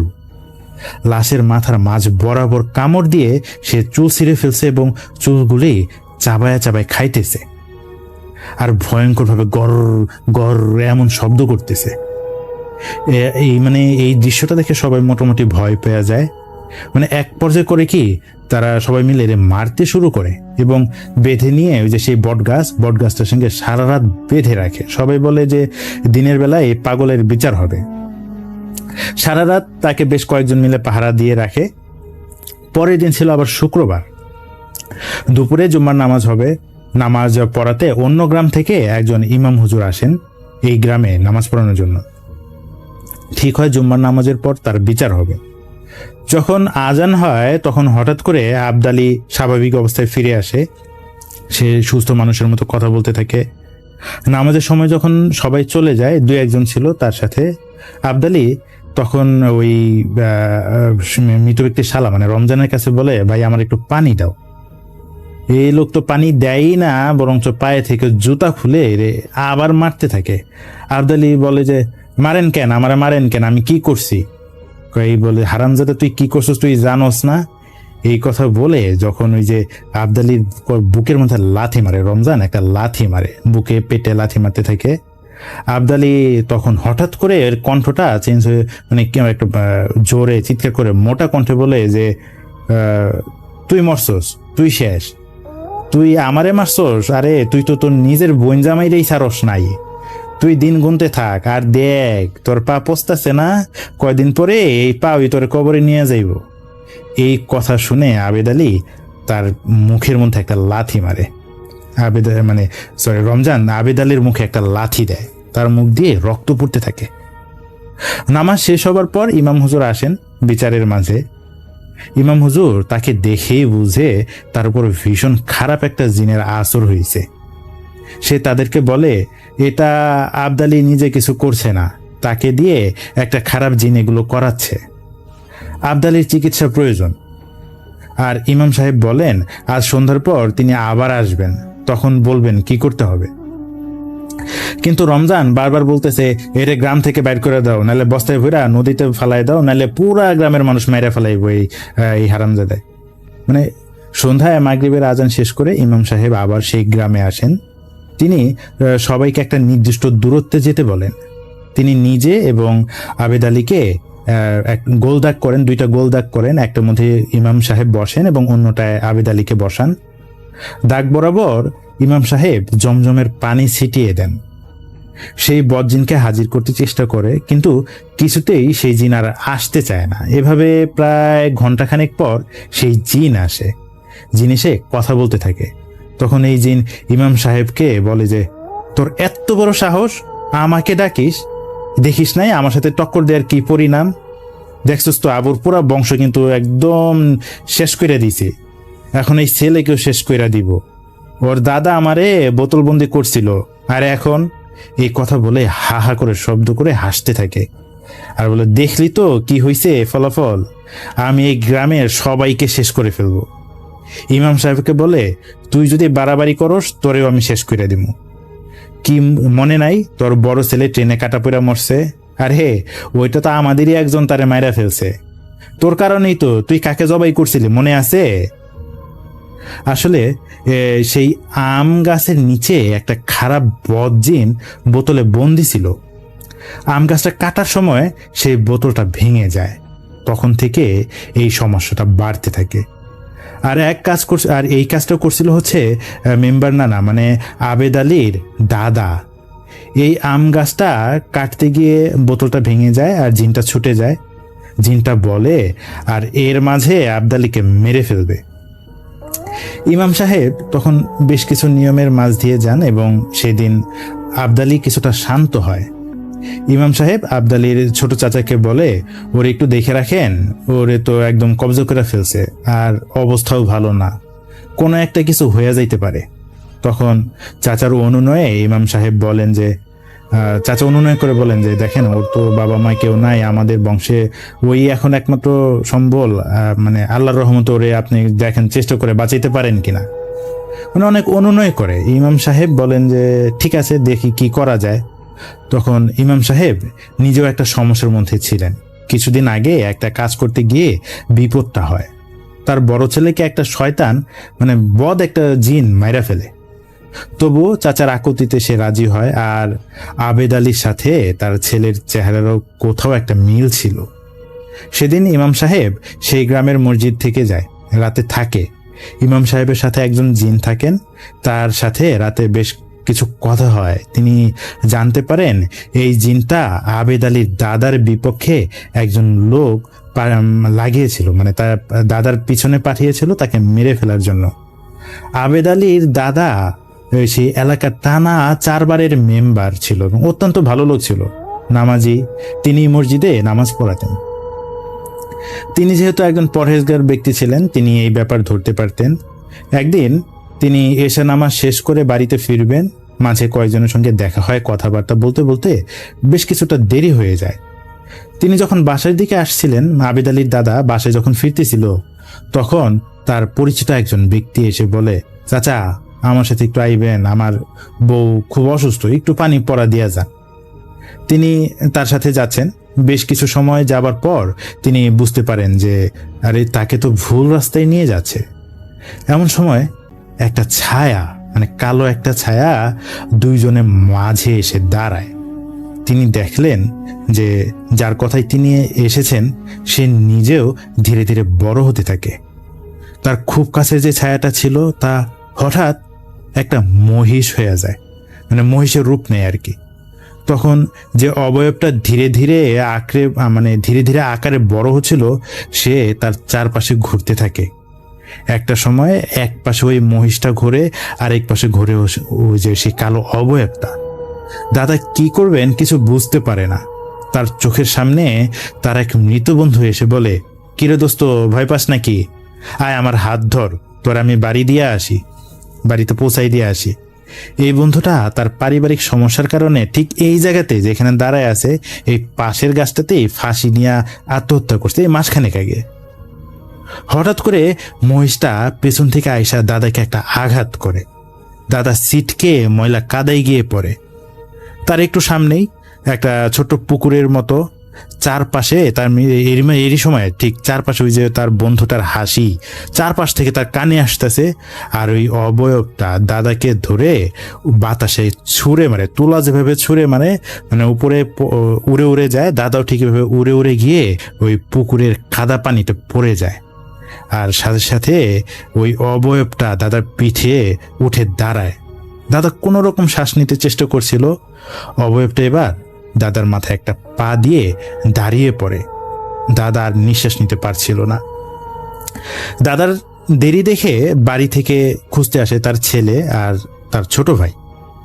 তারা পুকুরের কাছে আসতেই এমন ধস্তাধস্তি শব্দে কাছে গিয়ে দেখে তাদের বাবা কিছু একটার সাথে ধস্তাধস্তি করতেছে। তারা তাকে টেনে কাদা থেকে বাইরে নিয়ে আসে।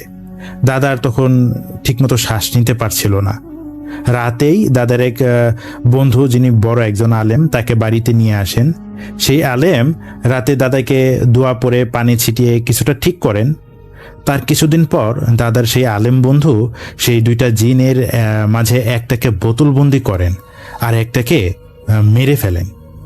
যাকে বোতলবন্দি করেছিল সে ছিল ভীষণ জেদি আর বদ একটা জিন। এই জিনটাই এখন আবেদ আলীর উপর এমন যন্ত্রণা করছে। আবেদ আলীর পুরো পরিবারের সবাইকে মেরে ফেলছে। এখন আবেদ আলীর অবস্থা বেশ জটিল। একটা দুর্ঘটনা ঘটাবে এই জিন। পরের দিন ইমাম সাহেব আবেদ আলীর চাচাকে বলেন যে আজ আবার হাজিরায় বসবেন মাগরিবের পর। একজনকে বলেন যে তার ছাত্রকে পাশে গ্রাম থেকে ডেকে নিয়ে আসতে, আর তার একটা হাত ব্যাগ আছে, ব্যাগটা যেন সাথে নিয়ে আসে। তারপর সেদিন আসরের নামাজের পর ওই ইমাম হুজুরের ছাত্র আসে, সবকিছু নিয়ে আসে, তার ব্যাগ থেকে প্রয়োজনীয় জিনিসপত্র নিয়ে আসে। আবেদ আলীকে তার নিজের বাসায় নিয়ে গেছে এবং এখনো বাঁশের খুঁটির সাথে তার দরজার সামনে বেঁধে রাখছে। বেশ কয়েকজন পাহারায় আছে। মাগরিবের পর ইমাম সাহেব সবাইকে বাড়ির বাইরে যেতে বলেন। শুধু তিনি আর তার ছাত্র থাকেন বাড়ির আঙিনায়। সেখানে তার আবেদ আলী থাকে বাধা। সেখানে এক কোণে যে বাসের সঙ্গে আবেদ আলীর বাধা ছিল, তার সোজাসুজি ছিল হচ্ছে ঘরের দরজাটা খোলা। ইমাম সাহেব উকি দিয়ে দেখে ঘরে কিচ্ছু নেই। তারা দরজা আর একটু খুলে ঘরে ঢুকছে। ইমাম সাহেব তার ছাত্রকে বলল বাইরে থাকতে, তিনি একাই ঘরের ভেতরে যাবেন। তিনি দরজার সামনে যেতেই একটা গন্ধ ভেসে আসে। এই গন্ধটা তিনি চেনে। তার বড় ছেলে যেদিন ট্রেনে কাটা পড়ে মারা যায়, সেদিন সারা দিন এই গন্ধটা পেয়েছিলেন। তিনি একবার পেছনে ফিরে তার ছাত্রকে বললেন, যদি কিছুক্ষণের মাঝে আমি তোমাকে ডাকি, তুমি ভেতরে আসবা না, বারবার ডাকলেও তুমি আসবা না। ইমাম সাহেব তার হাতে একটা হারিকেন নিয়ে ঘরের ভেতর ঢুকে যায় এবং ভেতর থেকে দরজা আটকে দেয়। ইমাম সাহেব এর হাতের হারিকেন জ্বলছে, কিন্তু এর মাঝে মনে হলো কি একটা কালো পর্দা পুরো ঘরের মাঝে অন্ধকার ছড়িয়ে দেয়। হঠাৎ করে একদম সবকিছু চুপচাপ হয়ে যায়। এর আগে ঘরে অনেক চুপচাপ ফিসফাস অনেক শব্দ, অনেক হট্টগোল হইতেছিল। তিনি দেখেন ঘরটা প্রায় 200 ফিট বড় হয়ে গেছে। ঘরের মাঝে একটা বড় আম গাছ, সেই আম গাছের নিচে কয়েকশো মানুষ দাঁড়িয়ে আছে, কেউ কেউ বসে আছে। তিনি তার মাঝ দিয়ে হেঁটে ভেতরে যাচ্ছেন। এমন সময় দেখেন যে একটা কালো ছাগলের বাচ্চা তার পাশ দিয়ে হেঁটে সে আম গাছটার নিচে চলে গেল। তার বাম পাশে একটা অবয়ব নড়ে উঠল। হঠাৎ করে কোমর থেকে উপরের অংশটুকু থপাস করে মাটিতে পড়ে গেল। আর তার ডান পাশে একটা বাঁশের বেঞ্চে একটা গর্ভবতী নারী শুয়ে আছে। তার হাতে বিশাল একটা বোয়াল মাছ। সে বোয়াল মাছটার লেজের অংশটা কামড়ে খাওয়া শুরু করলো। মাছের মাথাটা বিশাল বড়, মাছটা হা করে আছে, আর গর্ভবতী মহিলাটা হা হা করে হাসতেছে। হাসতে হাসতে জোরে জোরে নিজের পেটে ঘুষির পর ঘুষি মারতেছে। মারতে মারতে এক সময় একটা ছোট্ট বাচ্চা তার পেট থেকে আস্তে করে বেঞ্চ গড়িয়ে মাটিতে পড়ে। বাচ্চাটার কান্না ইমাম সাহেবের কানে ভেসে আসে। ইমাম সাহেব সেই বাচ্চাটার দিকে যাবার জন্য হাঁটা শুরু করে। ঠিক এর মাঝেই এই বোয়াল মাছটা বিশাল একটা হা করে কামড় দিয়ে বাচ্চাটাকে অর্ধেক গিলে ফেলে। আর মহিলাটা, তার নারী, নিজেই টেনে টেনে তার হাতে পেঁচাচ্ছিল। তারপর আবার বোয়াল মাছটা খেতে শুরু করে মহিলাটা। সাথে সাথে এমন ঝড় শুরু হয়, তার চারপাশে মনে হচ্ছিল সব ধ্বংস হয়ে যাবে। এর মাঝে একটা ছায়া তার হারিকেনের আবছা আলোয় তার চোখে পড়ে। আর এই ছায়াটা হলো সেই মহিষের ছায়া। মহিষটা ইমাম সাহেবের সামনে জোরে দৌড়ে এসে আঘাত করার জন্য গোতা দেয়, কিন্তু আঘাত করতে পারে না। আবার যখন দৌড়ে আসতে থাকে, আম গাছের নিচ থেকে থাম বলে একটা শব্দ আসে। ইমাম সাহেব দেখতে পান সেখানে কেউ বসে আছে। সব কিছু তখন শান্ত হয়ে যায়, চারপাশটা একদম নীরবে ছেয়ে যায়। ইমাম সাহেব কাছে গিয়ে দেখেন ওখানে আবেদ আলী বসে আছে। চারপাশে কয়েকশো মানুষ হাঁটু গেড়ে তার দিকে তাকিয়ে আছে। তখন তাদের মাঝে কথা বলা শুরু হয়। ইমাম সাহেব আবেদ আলীকে ছেড়ে দেওয়ার কথা বলে। হঠাৎ করে আবেদ আলী, যে ঘরের ভেতর ছিল, সে ধমকে সুর করে বলে, তোর কথায় আমাকে কাজ করতে হবে। এমন সময় বাইরে যে আবেদ আলী ছিল, সেও ঠিক এক কথা বলে ওঠে। এটা শুনে তার ছাত্র বেশ ভয় পেয়ে যায়। ইমাম সাহেব প্রায় 3 ঘন্টা হয়ে গেছে ভেতরে, তার কোনো খোঁজ নেই।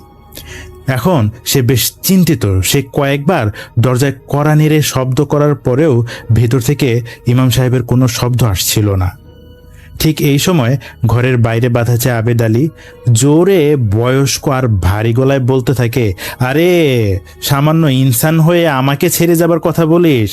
কোন সাহসে এই কথা বলিস তুই যদি এক্ষুনি বাড়ি ছেড়ে না যাস, তোর চোখের সামনে তোর পরিবারের সবাইকে চাবিয়ে খেয়ে ফেলবো।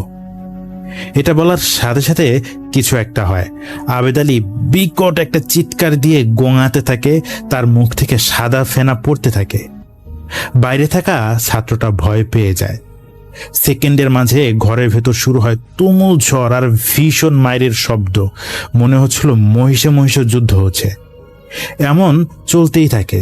4-5টা গাছপালা বাতাসে যেন মাটিতে লুটিয়ে পড়তেছে, বাড়িঘর যেন সব ভেঙে চুরমার করে ফেলতেছে।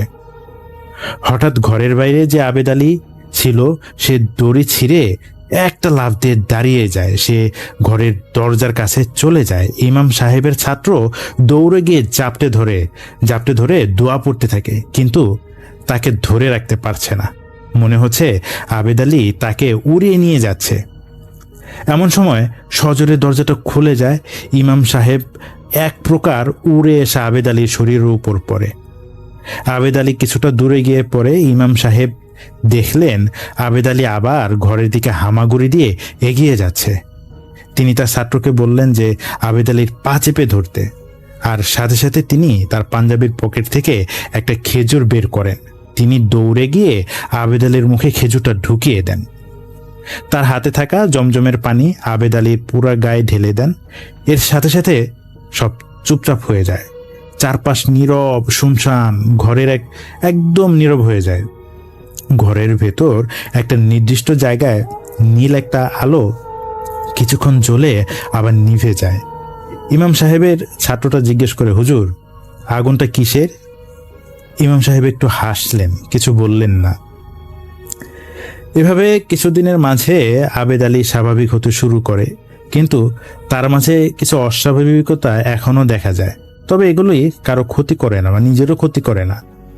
আর যে রমজান যে আবেদ আলীর লাথি দিয়েছিল আবেদ আলীকে, তার আর খোঁজ পরে আর কিছু জানা যায়নি, তার কথার কিছু জানতে পারেনি। এই ছিল ঘটনা।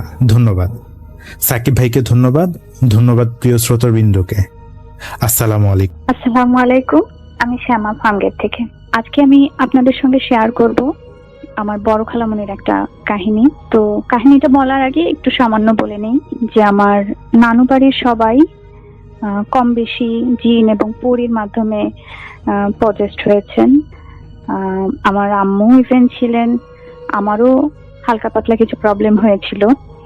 তো প্রত্যেকের গল্প আশা করি পরবর্তীতে আপনাদের ভালো লাগলে আমি জানাবো। আজকে আমি আমার বড় খালামণির গল্পটা বলছি।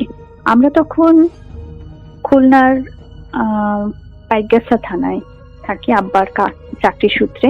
বাবা তখন হচ্ছে স্পাইনাল কর্ডের একটু প্রবলেমের কারণে ট্রিটমেন্টের জন্য ইন্ডিয়া যায়। ওই সময় খালামণিকে আমাদের বাসায় রেখে যায়। তো বাসায় আমি, খালামণি আর আমার একটা কাজিন। তো একদিন খালামণির গলায় সবসময় তাবিজ মাদুলি থাকে, সে খুব পাক পবিত্র অবস্থায় থাকে, দোয়া কালাম পড়ে, তার খুব নিয়ন্ত্রিত জীবনযাপন।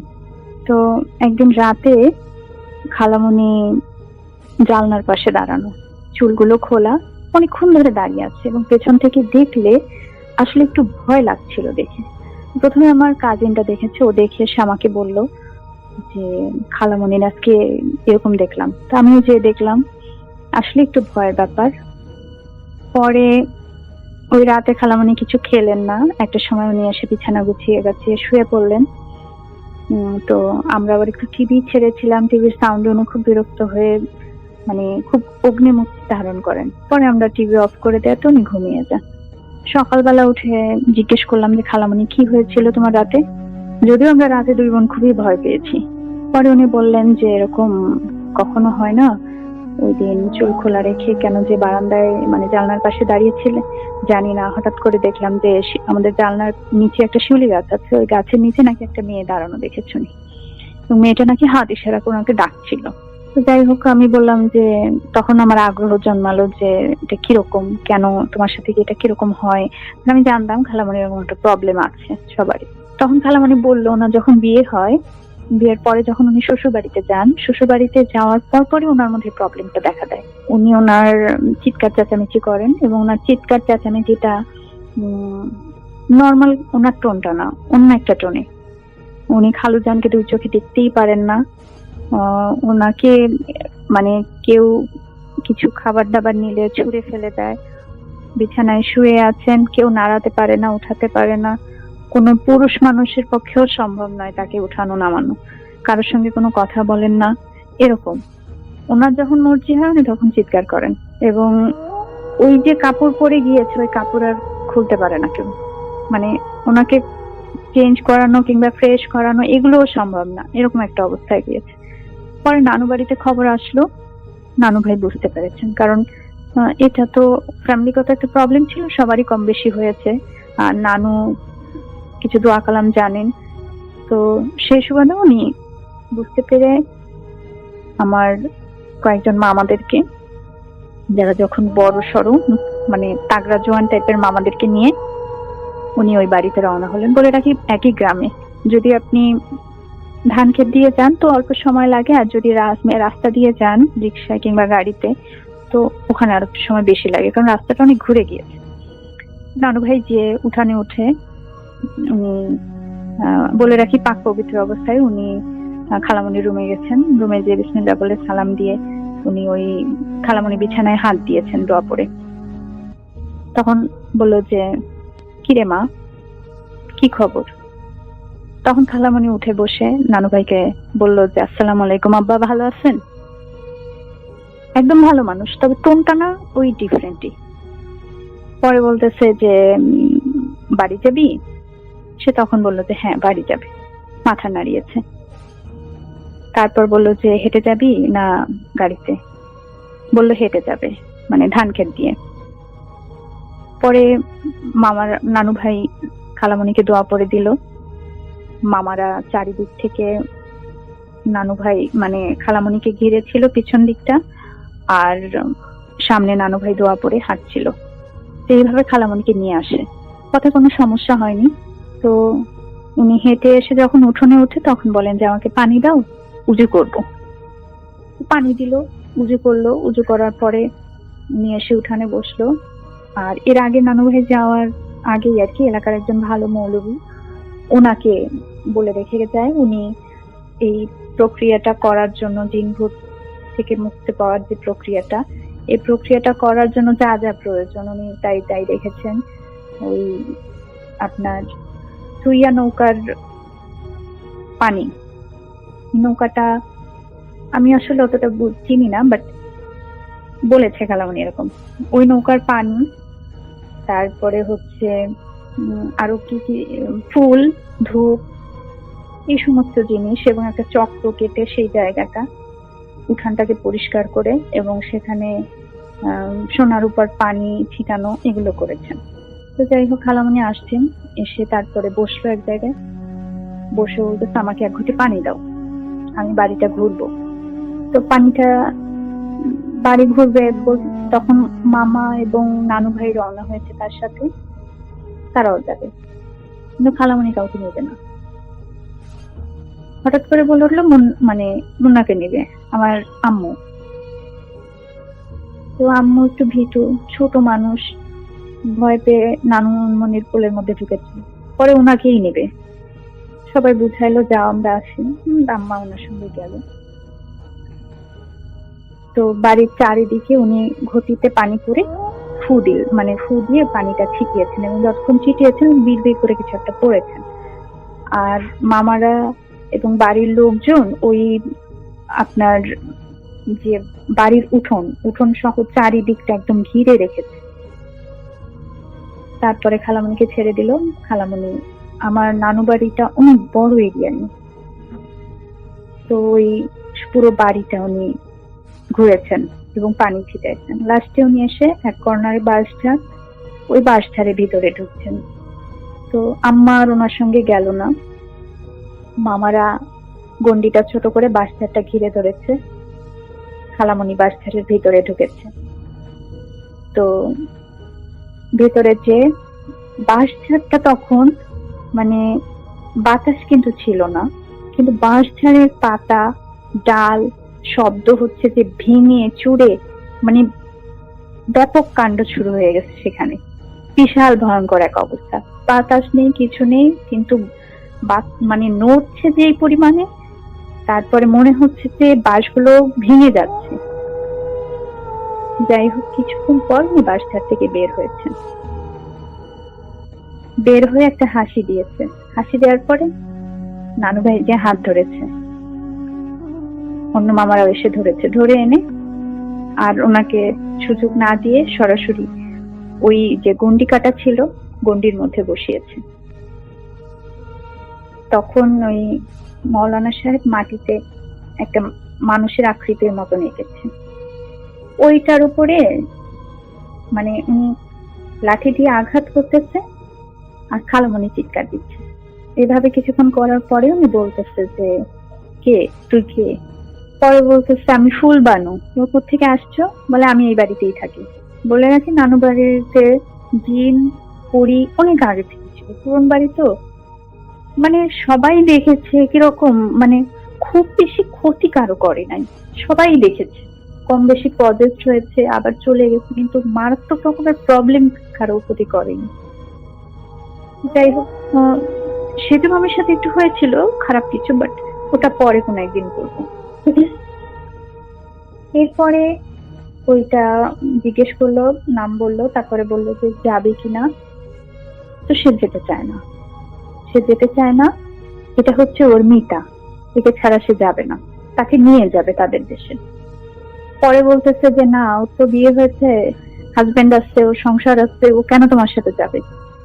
তুমি যদি ওকে না ছেড়ে যাও তাহলে তোমাকে আমি বোতলের মধ্যে ভরবো, তোমার এই ক্ষতি করবো, এই ক্ষতি করবো, ভয় দেখাচ্ছিল আর কি। নানা রকম ভয়টা দেখানোর পরে একটা সময় ও রাজি হয় যে ও তাকে ছেড়ে দেবে, কিন্তু ওই বাড়ি থেকে যাবে না। আসলে ওই বাড়ি থেকে না জিন পরি যেগুলো রয়েছিল ওদের সরানো সম্ভব না। তো তখন ওই মৌলানা সাহেব দোয়া কালাম করে ফু দিল, আর হচ্ছে ও কিছু মিষ্টি ডিমান্ড করেছিল, মিষ্টি দেয়া হলো। তারপর হঠাৎ করে কি হলো, খালামণি উঠে দাঁড়ালো, উঠে দাঁড়ায় তারপরে মানে পড়ে গেল, উনি সেন্সলেস হয়ে একদম পড়ে গেল ওই গুন্ডির মধ্যে। আর তখন হচ্ছে দেখলো যে পেছনে একটা আম গাছ ছিল, বড় পুরোনো দিনের, অনেক বয়স হয়েছে গাছটা। গাছটার একদম মগ ডালটা হঠাৎ করে ভেঙে একদম নিচে পড়ে গেল। যাই হোক, কিছুক্ষণ পর খালামণির সেন্স ফিরল, তো উনি শারীরিকভাবে অনেক দুর্বল ফিল করছিল। পরে ঘরে নিয়ে যাওয়ার রেস্টের পর ওনাকে কিছু আমল দিল, কিছু তসবি তাবিজ দিল, পানি দিল যেটা দিয়ে গোসল করার জন্য, খাওয়ার জন্য, এবং সব সময় আমলের মধ্যে থাকতে বললো। তখন খালামণিকে জিজ্ঞেস করলো যে এতদিন যে তুমি না খেয়েছিলা, কিভাবে ছিলা? পরে বললো প্রতিদিন রাত্রবেলা বলে যে একটা মেয়ে এসে আমাকে প্রচুর ফল দিয়ে যেত, মিষ্টি দিয়ে যেত, আমি ওগুলোই খেয়েছি, এবং মেয়েটা তার সঙ্গে অনেক কথা বলতো। তো এই বিষয়গুলো হচ্ছে খালামণির সঙ্গে হয়েছে। পরবর্তীতে আর সেরকম কোনো প্রবলেম হয় নাই, সবাই খুব কেয়ারফুল থাকে খালামণির ব্যাপারে। খালামণি নিজেও খুব চেষ্টা করেন ওই অবস্থায় থাকার, তবে ওই মাদুলিটা ওনার শরীর থেকে সরানো হলে উনি এরকম দূর থেকে দেখতে পান, এটা বলেছেন। তো ওই আমাদের বাসায় যেদিন ওটা হয়েছিল ওই দিন উনি গোসলের সময় মাদুলিটা খুলেছিলেন, যে পড়তে উনি ভুলে গিয়েছিলেন। তো ভাগ্য ভালো যে উনি যে বালিশের নিচে রেখেছিলেন ওই বিছানায় উনি ঘুমিয়েছেন, যার কারণে খুব বেশি প্রবলেম হয়নি। তো গল্পটা যদি ভালো লাগে শেয়ার করবেন। সেই রাতে যখন আর কুড়ালটা রিফাতের ঘাড়ের হাড় মর করে কেটে ভিতরে ঢুকে যাচ্ছিল, রিফাত চিৎকার করতে পারেনি। তখন আর জিভটা আলগা হয়ে মুখের বাইরে ঝুলে পড়েছে, আর ওর নিজেরই কাটা পায়ের রক্তে মেঝেতে ভেসে যাচ্ছে। সবচেয়ে ভয়ঙ্কর ব্যাপার কি জানেন? রিফাতকে যে জিনিসটা কাটছিল সেটার অবয়ব হুবহু রিফাতের নিজের মতো দেখতে ছিল, শুধু চোখ দুটো ছিল উল্টানো, আর ঠোঁটের কোণে ছিল এক পৈশাচিক হাসি। রক্ত মাখা সেই কুড়ালটা হাতে নিয়ে অবিকল রিফাতের গলায় জিনিসটা ফিসফিসিয়ে উঠল এবং বলল, পরের বার তুই যখন আয়নায় তাকাবি কাকে দেখবি রিফাত? এই ঘটনা ঘটেছিল 2022 সালের নভেম্বর মাসে ঝিনাইদহের কালীগঞ্জ থানার অন্তর্গত নিশ্চিন্তপুর গ্রামের একটা পুরনো পরিত্যক্ত নীলকুঠির পাশে। তখন আমি একটা বেসরকারি সংস্থায় মাঠ কর্মী হিসেবে কাজ করতাম। আমার সাথে ছিল আমার কলিগ আর খুব কাছের বন্ধু রিফাত। এলাকাটা এমনিতেই একটু থমথমে। সন্ধ্যার পর লোকজন ওদিকের রাস্তা দিয়ে চলাচল একদম বন্ধ করে দেয়। গ্রামবাসীদের মুখে প্রচলিত ছিল যে ওই নীলকুঠির আশেপাশে এমন কিছু আছে যা মানুষের রূপ ধরে ঘুরে বেড়ায়। আমরা শহরের শিক্ষিত ছেলে, এসব কথা হেসেই উড়িয়ে দিয়েছিলাম। সেদিন আমি আর রিফাত প্রায় 11:30 বেজে যাই বাসায় ফিরতে ফিরতে। আমাদের বাইকটা আচমকাই নীলকুঠির ঠিক 100 গজ দূরে এসে বন্ধ হয়ে যায়। চারপাশটা ঘুটঘুটে অন্ধকার, কেবল ঝিঝি পোকার ডাক আর কুয়াশার একটা পাতলা আস্তরণ। রিফাত বাইকটা স্টার্ট দেওয়ার চেষ্টা করছিল আর আমি মোবাইলের ফ্ল্যাশ জ্বেলে চারপাশটা দেখছিলাম। হঠাৎ করে কুঠির ভাঙা দেয়ালের আড়াল থেকে একটা অদ্ভুত শব্দ এলো। মনে হলো কেউ একজন ভারী কিছু টেনে হিঁচড়ে নিয়ে যাচ্ছে। আমি রিফাতকে বললাম, দোস্ত তাড়াতাড়ি কর, এই জায়গাটা আমার কাছে সুবিধার ঠেকছে না। রিফাত কোনো উত্তর না দিয়েই সে তখনও বাইকের কিক মেরে যাচ্ছে। ঠিক তখনই আমার ফোনের ফ্ল্যাশের আলোয় একটা জিনিস নজরে পড়ল।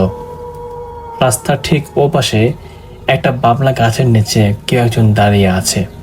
পরনে ঠিক রিফাতের মতোই একটা নীল জ্যাকেট আর জিন্স। আমি চমকে উঠে রিফাতের দিকে তাকালাম। রিফাত আমার পাশে বাইকের উপর বসা, তাহলে ওখানে কি? আমি কিছু বলার আগেই গাছের নিচে দাঁড়িয়ে থাকা অবয়বটা আস্তে আস্তে আমাদের দিকে এগোতে লাগলো। কুয়াশা ভেদ করে যখন সে আলোর মধ্যে এলো, আমার পুরো শরীর বরফের মতো জমে গেল। ওটা রিফাতই, অবিকল রিফাতের মুখ, রিফাতের হাঁটার ধরন, কিন্তু ওর চোখ দুটো দেখতে কোনো মনে ছিল না।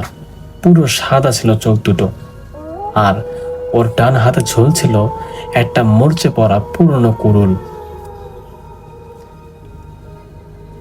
আসল রিফাত যখন মাথা তুলে ও পাশে ফিরল, ওর মুখ দিয়ে কোনো শব্দ বের হলো না।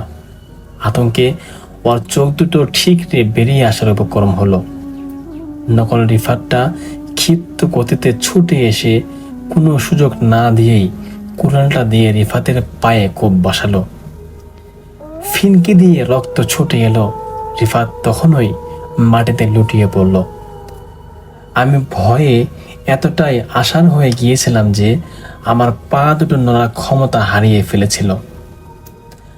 শুধু আমি দেখছিলাম কিভাবে একটা জীবন্ত মানুষের সামনে তারই প্রতিরূপ তাকে কুড়ুল দিয়ে কুচিয়ে শেষ করে দিচ্ছে।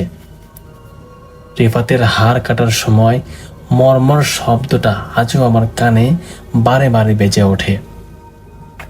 রিফাতের শেষ নিঃশ্বাসটা পড়ার পর সেই রক্তমাখা সত্তাটি আস্তে আস্তে আমার দিকে মুখ ফেরালো। কুড়ালটা মাটিতে টেনে হিচড়ে সে আমার দিকে এগোতে এগোতে অবিকল রিফাতের কণ্ঠস্বরে হেসে উঠল। সেই পৈশাচিক হাসি আর চোখের চাউনি সহ্য করতে না পেরে আমি সেখানে জ্ঞান হারিয়ে মাটিতে পড়ে যাই। পরদিন সকালে গ্রামের মানুষ আমাকে রাস্তার ধার থেকে উদ্ধার করে হাসপাতালে ভর্তি করে। পুলিশ নীলকুঠির ভেতর থেকে রিফাতের ক্ষত বিক্ষত লাশ উদ্ধার করে। কিন্তু অদ্ভুত ব্যাপার হলো, ময়নাতদন্তের রিপোর্টে বলা হয়েছে রিফাতের শরীরে যে কোণের কোমগুলো ছিল সেগুলোর কোনো আর গভীরতা নিখুঁতভাবে প্রমাণ করে যে কোপগুলো রিফাত নিজেই নিজের গায়ে মেরেছে, যেন সে নিজেই নিজেকে কুচিয়ে হত্যা করেছে। আজ 4 বছর পার হয়ে গেছে, আমি এখনো রাতে ঘুমাতে পারি না। যখন ঘরের বাহিরের আয়নার সামনে দাঁড়াই, আমার মনে হয় আয়নার ভিতরে আমিটা আমার দিকে তাকিয়ে কুৎসিতভাবে হাসছে আর বলছে, এবার তোর পালা। সেদিন হাসপাতাল থেকে ছাড়া পাওয়ার পর আমি আর ঝিনাইদহ হয়ে এক মুহূর্ত থাকিনি। চাকরি ছেড়ে সোজা ঢাকায় নিজের বাড়িতে চলে আসি। ভেবেছিলাম চেনা পরিবেশ, চেনা মানুষের ভিড়ে থাকলে সে রাতের বিভৎসতা আর রক্তের গন্ধমাখা মাথা থেকে মুছে যাবে, কিন্তু ভুল ভেবেছিলাম। আসল নরক তখনও শরীর হয়নি। ঢাকায় আসার পর প্রথম কয়েকটা দিন আমি ঘর থেকে বের হইনি। সারাক্ষণ ঘরের কোণে আলো জ্বালিয়ে বসে থাকতাম। সবচেয়ে বড় সমস্যা হতো রাতে। একটু চোখ লেগে এলেই কানে ভেসে আসতো রিফাতের সেই হাড় মর করে কাটার শব্দ, আর তারপরে একটা ভারী কুড়ুল মেঝেতে ঘষতে ঘষতে টেনে না যাওয়ার কর আওয়াজ। আমি চমকে উঠে বসতাম। দেখতাম পুরো ঘর ফাঁকা, কিন্তু ঘরের ভেতরে বাতাসটা কেমন যেন ভারী আর বরফের মতো ঠান্ডা থাকতো। ঘটনাটা ঘটলো ঢাকায় আসা ঠিক 1 সপ্তাহ পরের এক বুধবার।